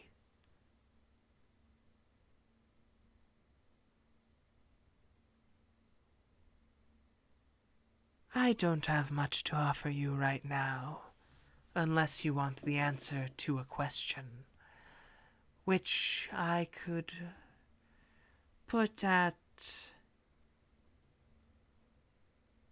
just a year. Just a year of... your life. Few folk tend to miss such a length of time. I figure an answer for a bit of time to save you some time. Does this not sound like an agreeable deal? What are the implications of this deal? Yeah. You wish for me to go into the specifics? Yes. Once you reach the end of your life, well, the end of your life will be 1 year earlier than it should be. However the fates decide it should be. That said, your soul will be hanging out with me and doing minor tasks for a year or so, helping me organize the books, my information, double-checking grammar on submitted contracts, that sort of thing. Think of it as a delayed labor agreement. And you said that this was toward the end of my life, correct? When the fates would deem you die, I get you a bit before then. If it is early, then it would have been early anyway, if you catch my drift. Very well. What information may you have? For a year, I offer perfect insight for a question of your choice within, let's say, a year. She is offering you a natural 20 on a history, religion, or insight check. Basically, any kind of check related to finding an answer to a question regarding the specific details of celestials or demons. So you get to choose when to fire that shot, but you only get one bullet, and she gets a year from you after you die. Suppose I'll take your deal. Yeah, What's what's doing outside What's my 1 year house. off 100? You're gonna have to repeat that. Yes. What's 1 year off 100? Might as well. If the fates decide it so. Time is strange, isn't it?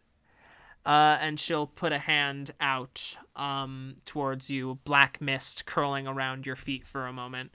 You feel a bit of a coldness inside of you, faint and distant, as if you felt it a while ago and you've come inside and already warmed up. But it's like the memory of coldness fills you for just a moment. And she has within her hand a faint kind of two-shaded sphere for a moment that she looks around and quickly cups into her hand and seems to tuck within her robes. She nods and says, and with that, she reaches a clawed nail forward and taps your forehead if you allow them to. Which you would. You gain perfect insight. This is a single-use ability that allows you to treat any roll as a natural 20 on when you ask a question related to demons or celestials. This is only a one-time use ability. But and it does take into account your modifier, but it will also take into account the nature of a natural 20. So, like, if you have, like, a plus 10 modifier to something, you'll be in the 30 range, but it'll be a natural 20 anyways, so that will bring with it the own implications of that. Okay. A gift for what appears to be a potentially new recurring client to my firm. You see the little onyx dog come forward and kind of sniff your foot for a moment. This little black sort of rocky formation of what appears to be like a mastiff puppy. Like probably not even like 2 weeks old, but like seemingly ambulatory and like well in control of themselves. It seems to like lick your foot for a second and kind of sniff at you. Hello, are you a friend? You could say that. Yay! And it'll like snuggle up against your leg for just a moment. He likes head scratches. Do it. Okay. And Rasiel will reach down and do a pretentious head scratch. Say again. Reach down and do a pretentious head scratch. Nice. It is like scratching the surface of a rock because he is made of rock. But it is nonetheless cute, and he reacts positively to it. Scratches are the best. And they yawn and they kind of shamble back into the hut between the contractor's legs and like under the robes and like out the other side. Like, Zen, that was a wonderful gift. I modified it a little, probably voided the warranty, but it was a wonderful gift. All right. If that is all, then, my friends, and they clasp together two of their hands. The other two wait, on the there's doorway. still one more thing. There's still one more thing. Huge solemnly stands, kind of looks back to you. So Holding the Velociraptor with the adamantine rod. Pulls it forward. We got this portal to the plane of bees. What? Can you give me... You actually hear confusion in their voice when you say those words. Pardon me. All right, so I'm not gonna give you okay, I'm just gonna say this. I'm not gonna show you, but I'm just gonna say this. Infinite bees. Do you understand the words that you say? You say, listen, the word infinite has a very powerful meaning. Surely you don't mean when you say He walks over to the Velociraptor and opens its mouth. You Oh, slip God, no. the metal off, and it screech. Get down. You hear a raptor screech, and a jettison of bees just fly into the air. A fucking whirlwind of bees just firing out of this creature. Huge. He slams it shut. Yeah, huge. Goddamn, Huge would also You gotta tighten warn a the. man. Would also tighten the knot and pull tight the adamantine rod, snapping the jaw shut. As you reaffix the chain to the creature's mouth. The contractor's eyes are narrow again, as they were when they stared the hungry void creature in the eyes. A similar look is in their eyes now as they return back to normal. Their body not reacting, but their eyes showing much. See, my life has been much a struggle. Why? I apologize for my lack of composure. I'm usually much more... Why does that thing exist? Have you tried drowning it? He won't. He's obsessed. He has that thing, and he points at Siegfried, at Jormungandr. Jormungandr gives you like a nod, like an upwards nod. And like he just wants to own things that ruin everything. So I have a deal for you. You're gonna really like this deal. So this thing's obviously bad news. So why don't we make a deal? As she like swats a couple, she uses her forearms to like swat a couple of bees away from her hut. Yeah, let's make a deal here. You see, she begins to cast a spell into the air, and all of the bees drop dead to the ground. It's like hails bees for a little bit. The plane of bees in that thing, right? So how about this? Clearly, I study planar travel as part of my work. Plane of bees. I heard the air is bees. Yes. But there has to be air though, right? No, the four primary elements exist in some form on almost every plane. They're all bees. Just bees. Just bees. So here's the thing. Okay, so the solution to this problem is closing the portal. So how about this? How about here's the deal. You have access to close the portal, not access to open.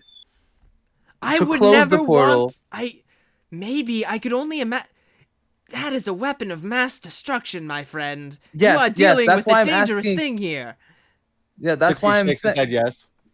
Yeah, and that's why I'm saying you get access to close the portal, and I get access to close the portal. And then we could both keep this plane of existence alive. Siegfried's gonna rage, and I want access to open the portal. No, that's not a part of the deal. Siegfried, a bit of dark mist still sits around your feet. You don't need to expect when you speak. The rage flows through you, your blood boils, but you don't feel like it is exhausting you. You are not expending your rages for the day while speaking with the contractor. Okay. As this black mist sort of curls around your feet. Ignore him. He's a crazy person. All right. Now I would like to. I'll give you this hat. I would like to debate this a little bit, just a little bit. My proposal is that you take that thing to a volcano and throw it in. Inclined. I want to so bad. I don't. Just give me the ability to close the portal, please. Please. God hat. I'll trade you this god hat. No, do not take the hat. What? Do not take. Wait, what? No. Wait, what is that? And she's holding out a hand and indicates to hand over the hat so she can examine it. No, don't take the hat. My curiosity must be sated. You hand her the hat. It's a fisherman's hat. As the hat touches her hands, it flashes for just a moment, and she actually drops it for a second, before gently tracing an arcane rune in the air in front of her, and you see her hand glisten for a second, and she picks it up very gently. But it's similar to how she touched the black hole before. It seems to not actually touch her fingers as she lifts it up. Ah. I am vaguely familiar with this entity linked to this.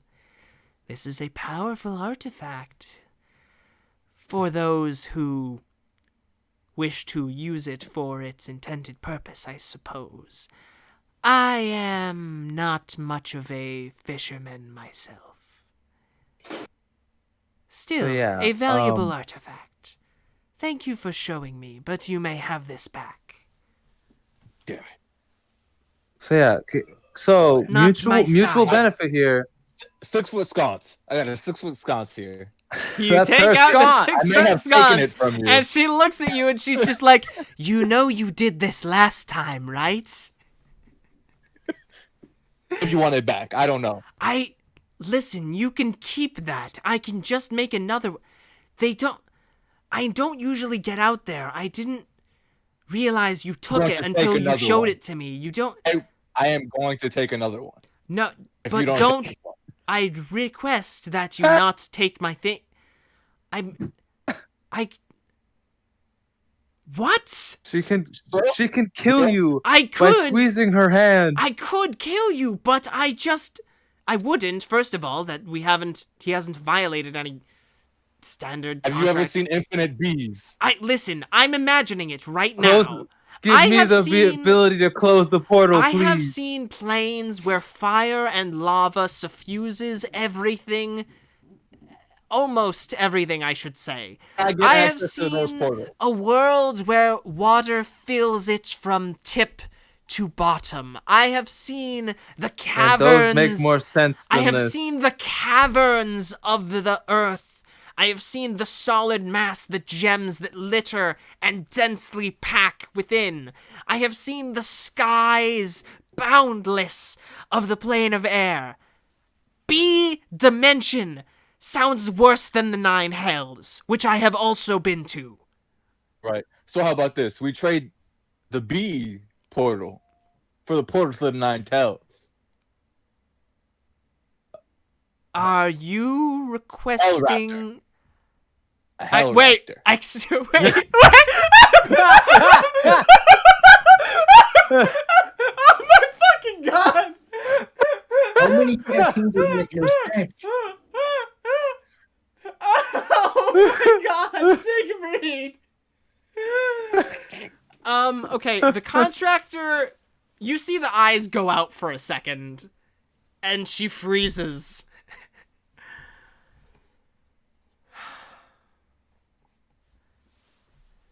Just give me an off button, please. That's all I ask. Listen. Raptor.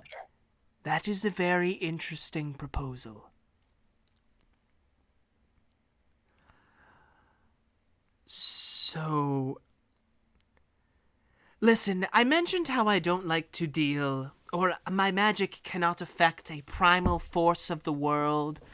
I can't turn off an entire plane, for example. I can't turn off a concept.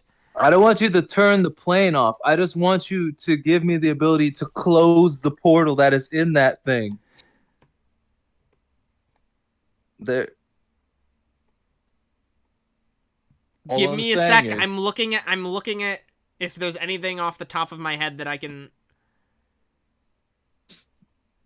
I'm gonna put it like this. Right now, the only thing I have in mind to rid the world of this thing Jesus. is putting in a bag of holding and sending all those bees to the astral plane. You should Do you want that to happen? Yes, you should not. Maybe. Actually, that would be very funny. Wait. And she shuffles around the room for a moment, closes the door behind her for a second, and comes back with a satchel made out of what appears to be stitched together faces.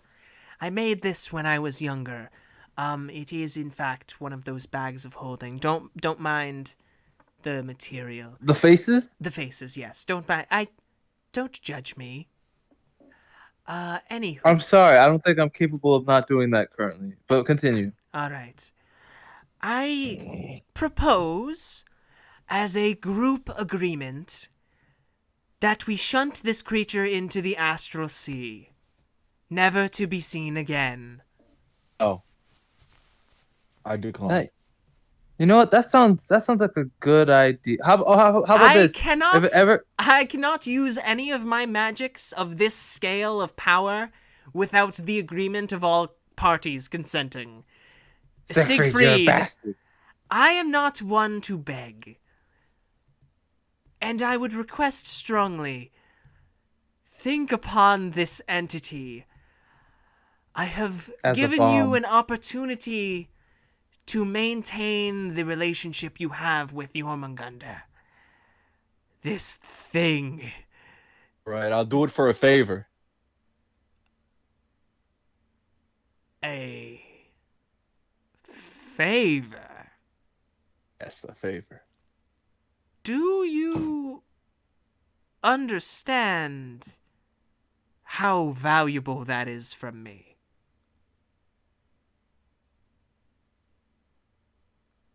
I open his mouth. More bees rapidly. He's threatening the world. Huge will actually. He's holding the world hostage. So unless you stop Huge will clasp the thing's mouth shut back again with the adamantine rod and actually smack you in the back of the head. Seriously, Siegfried, this would be a huge mistake. Alright, so as soon as it, so as soon as Rasiel sees that open up again, you see him extend his left hand, and you see a sort of ring start to glow in his hand, and he's going to cast a witch bolt on the horde of the bees. Yes. I'm gonna say, would you like to roll, or can I just narratively declare you zap the bees?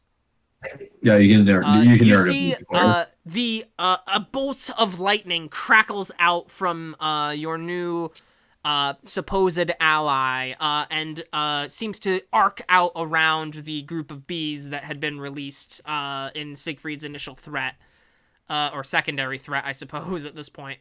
And they all fall to the ground, sparking, some popping. Yeah. Your I'm new gonna friend's turn got to the some magic, it contractor. seems. Now about that favor. The contractor's eyes narrow at you, Siegfried, and you feel a glow on your face. The red light, like headlights, illuminating you. Roll intimidation.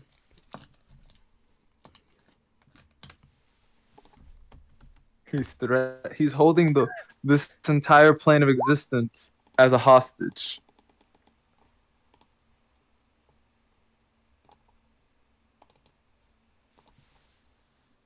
All I wanted was the ability to close the portal to stop.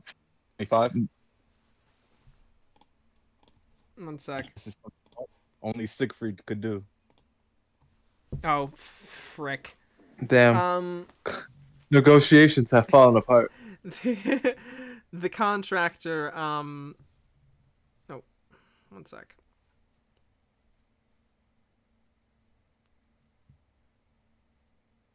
Sorry, that something's okay. The contractor, will speak up for just a moment. I have never seen a greater threat to the existence of any plane outside of, perhaps, the quarrels of gods.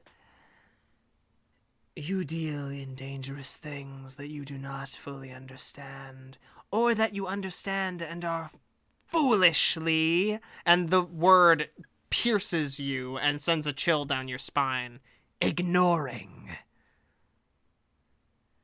Siegfried the Silent, you are a fool and greedy. I've been called that many times. Today even. Yes, but most don't live. The next breath. You're a lot stronger than me, so I'll let that go. The contractor will look to each of you. I'm sigh, over here. a terrible I got as far away guttural as possible. noise, I grow very tired of this particular set of negotiations. What exactly are we aiming for here? He's trying to be a pain. I just If want to we control the remove portal. my opinion, which I seem to keep interjecting with you They said they folks, can't control the portal. I cannot stop a force or a concept. Let's see. I may be able to limit it, perhaps? To bind it if I can get the creature. Bring it here, bring it here. Huge would bring the Velociraptor forward. The Velociraptor To make it doesn't no want. longer infinite bees. The Velociraptor does not want to be anywhere near the contractor, and so Huge just kind of grabs it and sort of holds it towards her. As her eyes lock with the beast's, they glow that intense red spotlight glow, and it's sort of like its feathers droop and it kind of stares into her eyes, a bit cowed. The buzzing from within its mouth stops for just a moment, or like dims slightly.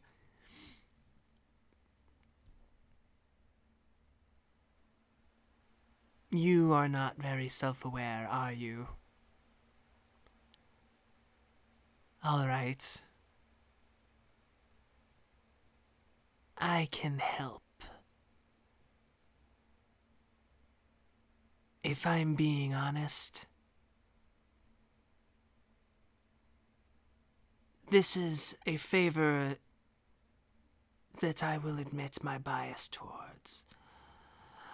Siegfried, instead of destroying this creature, I am granting you the gift of limiting its world-ending potential. What is worth it to me to give you such a weapon? You're saying you're going to make it so it no longer could destroy the world? I can limit I'm gonna come over here and be speed. like, he doesn't care if it can destroy the Yeah, world. I want it He so it can he- destroy the he is a bad person. Is it in your arms right now? If it is, take it in there. Don't open the door. I think Actually, that's you know against the what? rules of a contract. I think that's stealing. And she would nod. And she would actually reach back over into the lair. You hear the latching me the of spider. several latches. Oh wait, okay. Wait, Uh, so you can't? Can you just make it a different portal? You can't change a force, but can you change it into a different portal That's what I was That's saying to a different earlier. place? An but- interesting hell. but not concept. to hell. And Hell, she, but not to you hell. see floating between her fingers is that tiny black sphere again. And she says, I could make this problem go away completely. But it would cost me a very valuable research component. Would gain nothing. I can you give you shouldn't do this alchemy jug. You might be able to use it to have unlimited ink I already That is have fa- one. to Got you. I have a you'd be wasting skull a that valuable does resource. things. It does nothing. It's useless. We've seen it in action. It does nothing. She actually looks over to you. Zen, are you wearing the Crying King's crown currently? No, Okay. I actually am. I'm actually not actually because I had Yeah, taken got it off to put on the hat before. That's right. Okay. Is it on your person? It's in my bag of holding. Okay, sounds good. So she wouldn't be able to see it. I could show her Val Zeminski. considered. Oh, interesting. You hold out the skull, which as soon as the skull sees the contractor, the ruby glows violently, and you see the contractor's one of her eyes glows violently, and she roars, Zeminski, and she actually charges out of her hut, all four Oh, hands fuck. immediately rushing towards you, attempting to grab the skull. You know what? You all finally see her form, the gray robes bursting, like, flying in the wind, her shadowy form reaching out. You see the pitch black shadow form completely void, leading out to those claws reaching out forward. Sorry, you were saying? So here you go. And you, I assume, toss the skull up in her direction. I fucking chuck that shit. Yeah, and she clutches it with one hand and looks it directly in the eye. You thought you could escape what you owe, Zeminski. And she tucks him into her robe, and you hear, "Hey, wait, whoa, no! And as it disappears into the robe, the voice goes silent. That was a good trade. And she returns back to her hut. She has a lot more mass, supposedly, to her form than you initially thought. Seemingly flowing behind her and within the robes that seem to, like, almost expand out as if there was more beneath the robes that, like, expanded as she was agitated. But Damn, was completely hidden. Was completely hidden by the robes. Zen, roll a sanity check for me. Oh man, I'm doing this all the time nowadays. What is my sanity? My sanity score That's is the modifier for all your things. Have you lost any yet? Yeah, it's a plus. No, it's a +2. Okay, so go ahead. Thank God. You pass flying colors. Seeing I've seen horrible things. as her visage moved towards you with all four of the arms, you felt a terror, unlike any you have felt before, even in your nightmares of the trench. Something about her moving towards you with a murderous intent absolutely devastated you in a way that you are barely able to shake off, and even now you are still slightly, like, shuddering and uneasy from her sudden rage. Siegfried, this doesn't affect you at all because of the person that you are. But considering I have emotions. Yeah. And Rasiel, I'd say for you, make a sanity check with advantage. This was surprising, and it reminded you of things that you'd rather not think about. Oh my God! Good thing you had advantage, buddy. Good thing you had the advantage. Yeah, you didn't see the eyes. For a moment, it reminds you of something that you've seen in your nightmares. Some ancient connection the Shadows Walkers have. Something deep, deep within them. Something deep within something else as well. A threat to another aspect, but this one is linked more so to the dark side. And you are terrified for a moment, and you shudder as well, but it is able to pass through over you more quickly and less solidly than with Zen. The contractor settles down and sort of puts her hands together in a sort of rubbing her hands together motion. Zen has offered me a great gift, handing over the violator of a contract that I lost track of. He thought he could escape by dying, but fate knows better. Alright. What was it that the contractor was asked last by Zen, I believe? To alter the portal or to change it? She will go along with whatever your plan is at this point. Hell. Come on, Zen. Hell. Imagine demons. Demons coming out instead of Siegfried, what is wrong with you, man? Siegfried, what's wrong with you, man? She will listen to Zen, although because it is technically Siegfried's creature, I guess? Does Siegfried claim ownership of the creature? Yes. Okay. To be fair, I Zen, helped capture it. Yeah. Oh, that's true. That's true.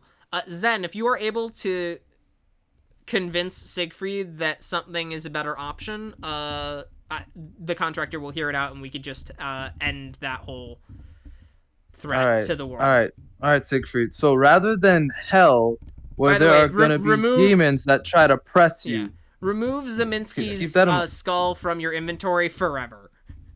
You're never gonna see him again.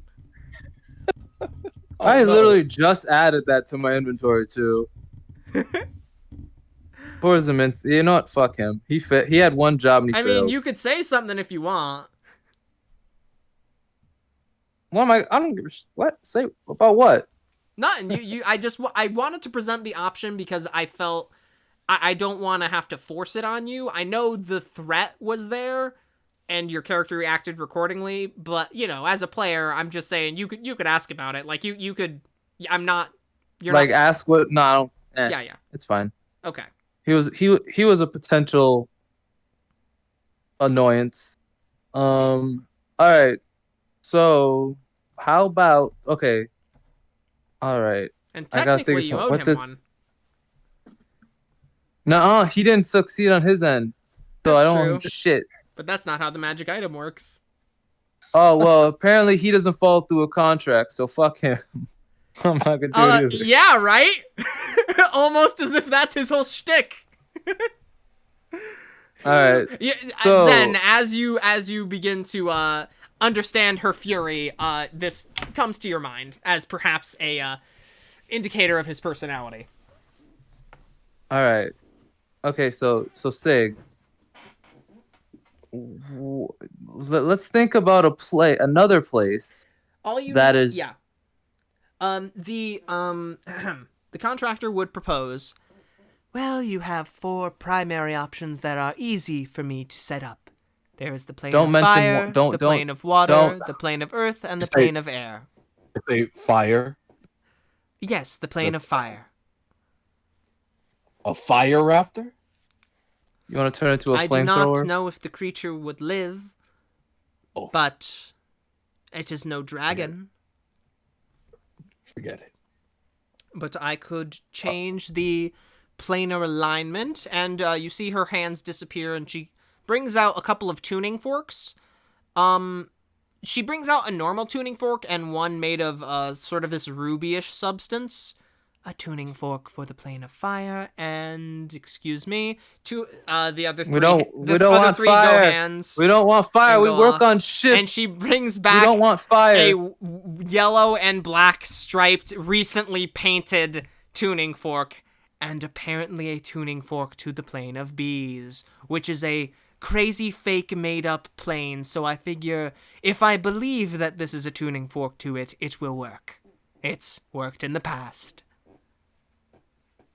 Not for bees, but other things. What about a portal to the Feywild, buddy? You know, like That is they got interesting. they got fairies. yeah, but they also have other things. that- Why would I want a raptor that shoots fairies? I mean, rather than a raptor that shoots it, it'll be a raptor that holds a portal to it. Oh, there's gonna A be very fairies crawling out of tiny, my very raptor. high pressure portal. There is the Feywild, the Shadowfell, the planes of air, water, earth, and fire, and their We can make it spit rocks. their border planes. There are also Wait. the outer planes, keep in mind, although I am not aligned to some of them, and thus do not have access to some of them. Those along, say, if we look at the Great Wheel, and she kind of indicates with one hand upwards, the upper access. I wish she could have just turned off the portal. That would have made my Oh, life she so could much have, but it easier. would have killed the creature too.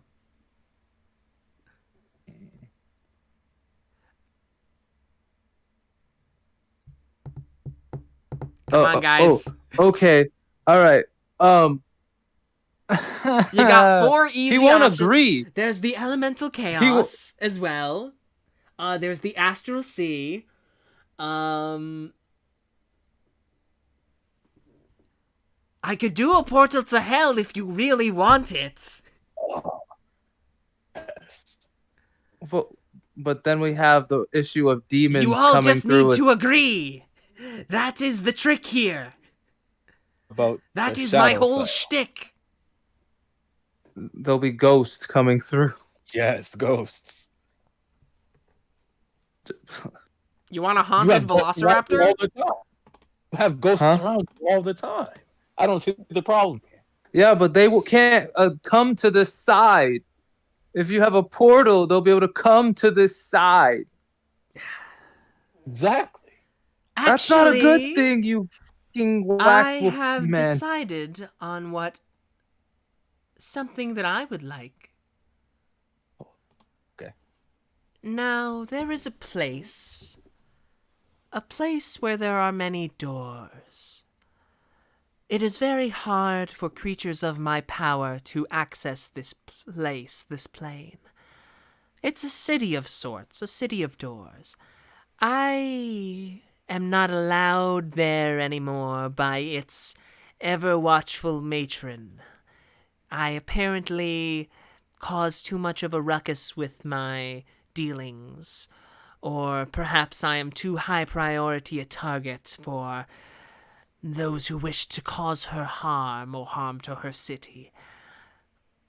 But I do have an Arkstone that I could replace the portal with. You'll notice And doors open up in places that they might not normally, but otherwise things should be relatively normal. However, if you visit again, I would like to borrow the Velociraptor you have here to study and see how the Arkstone has taken to it, how it has, if it has become a key. Does this seem amicable? So you're gonna switch the portal from the plane of bees with this Arkstone, and it's a gonna simple, give polished donut of steel. and it'll open up portals randomly that we'd be able to go through and enter There this. will be... You still have to have the key, but the doors will be there.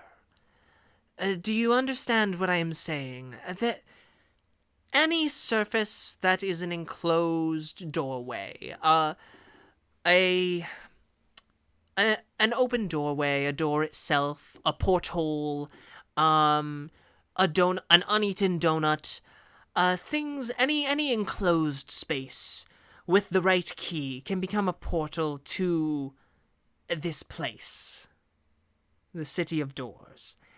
I want to find out through this process if access can be granted to one such as I through this. So you want to use us to find a hole in the defenses, essentially. You make it sound like subterfuge. I'll agree for a favor. Oh, God. On doing you a favor. Zeminski's skull, I swear I will not give you any favors, you greedy boy. You're very wise. Thank This you. is my proposal. I am closing my door in 1 minute. All right. We should get going then. So here's my question. What do we get out of this exchange? The looming threat of the Velociraptor is limited or even ended. I would. Sorry? No, I wasn't saying anything. I think that was Okay. So go ahead. Then I don't know if that's a fit. So it's definitely is not a that fair really trade. Is that a fair No, exchange? Because you also want Siegfried, that. if you open its mouth at something, a portal may open and something may fly out at high velocity and hit it. Is this agreeable? Guess so. Yeah. The City of Doors has doors to many other places. It may be slightly random. I'm gonna shoot doors at things. I see. You know what? Yes, If it gets rid actually, of the that is bees, literally what would happen, yes. But the word doors means something different in this case. you know what? As long as you sure. You agree, Sig? So we can just get Alright. out of here. Yes. Alright, No more she bees. borrows the Velociraptor for a minute. If I may work for a moment. This will Gosh. require a few minutes. Excuse me. Why do you want to destroy the world? Why do you hate this world? Tell and me she this, will Siegfried. take the Tell me. Velociraptor in for a minute. You hear a horrible buzzing noise followed by a snap and the falling of many bees to the floor of her hut. You hear the little onyx dog crunching and munching on a bunch of the bees that just fell to the ground. Yum, yum, yum, like popcorn. Yum, yum, yum, yum, yum. Protein. And then a couple minutes later, she shoves the Velociraptor out onto the sand. No chain around its mouth. But she hands over the chain holds out the chain to the side. The creature is nervous. Treat it well and it will act as beasts do. That said, best of luck. And I have some research to do with what you've given me. God. And she closes the door. I'm gonna shoot doors at people now. So, The I suppose- Velociraptor opens its mouth towards you, Siegfried, and I'm going to roll 1d20. What are you doing? All right, Why let is me it- go ahead and go on. Planes 5e. Bit a different portal. Well, give me a minute. Oh no, that's not a good list. I need a list of planes. Well, Siegfried, I can say this with 100% surety. You asked for this. Okay, so what was the This- number? 7? This is karma. 5. 5. 5, thank you. The plane 1, of bees. 2, I'll add it in there. 3, 4, 5.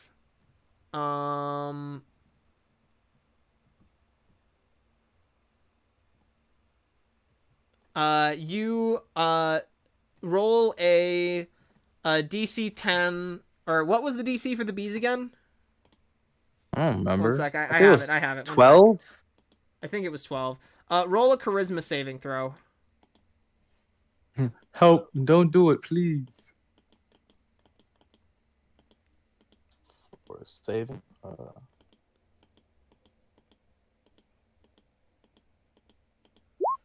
Where is the Velociraptor's stats? Where did I put it? 19. You feel as if your essence is being drawn into the border ethereal. A similar feeling to what happened to you guys by the deep sea temple. You went to the ghost zone. But and you see, as you see a circle pass over you, Siegfried, and temporarily you just see a fucking shitload of ghosts and stuff just staring at you through the portal, and it passes over you, but you are not drawn into it. And the Velociraptor sort of like tilts his head and looks at you and goes to open just its mouth saw again dead before people. Huge fucking jumps forward and clamps its mouth shut with his hands. Okay, I've seen enough. And he will wrap the Zen. adamantine line back around it. Yeah, what's up? I've seen dead people. Yeah, me too. Been there, hated that. Siegfried, as the door slams shut, the mist around your feet begins to dissipate. You really gotta stir the pot, don't you? If All right, just let's get shrugs his shoulders. All right, my profile picture on Discord is finally free, everybody. Now it doesn't have to now be it's just a bees door. anymore. Now it's just a door. Nah. All right. Well, are we happy? Are you happy now? Every episode with the contractor is like this. I just wanted you to close the. I just wanted her to close the portal. That's it. That's all I Her wanted. powers don't work like that. Make it. She could have her call someone over the phone. Be like, hey, give me access to close this goddamn portal. I get it. That's all I get wanted. it. But what I was getting at there was that it was the essence of bees. Boo. Yeah, I know. Excuse me. I'm sorry. Well, you. All right. Well, the episode's still going. Good night, let's everybody. go home, guys. Bees, let's go home. And you all turn around and go to leave. God, this place. God. You all safely get back to the ships, and there are 0 issues. The puppy barks and says, "Goodbye! See you again soon!" As you all leave. I don't want to come back. Anyone who would glance over to Rasiel would actually see that where his hand had previously glowed, there is still a very faint red glow there. Say again? Anyone who would look over at Rasiel would see that there's actually still a faint red glow from his hand where the mark was. That's he used to cast the witch bolt from. You're gonna shoot more bees? Yeah, there's seemingly this sort of like leftover remnant from when he cast the spell, an imprint on his form that you notice. Not a type of magic that you guys are familiar with. Not very common at all in these parts. Well, whatevs. If Kay said you were supposed to tag with us, then we can bring you back to Arcanautus. We have to talk to her and Miss Saltmeyer anyway.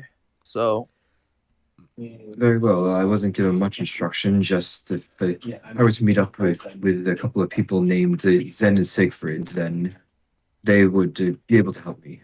You also heard the name. You also heard the name Shilvy as well, but that you likely wouldn't encounter them. Okay. Well, I don't know what exactly it is you're trying to do, but I just gotta say this, man. I'm tired. I'm stressed. Let's get back to the ship. You could tell us later. Yes, and you all proceed to return to the ships. Jormungandr slips into the water, and Siegfried, you hear in your head, "This is familiar. Better."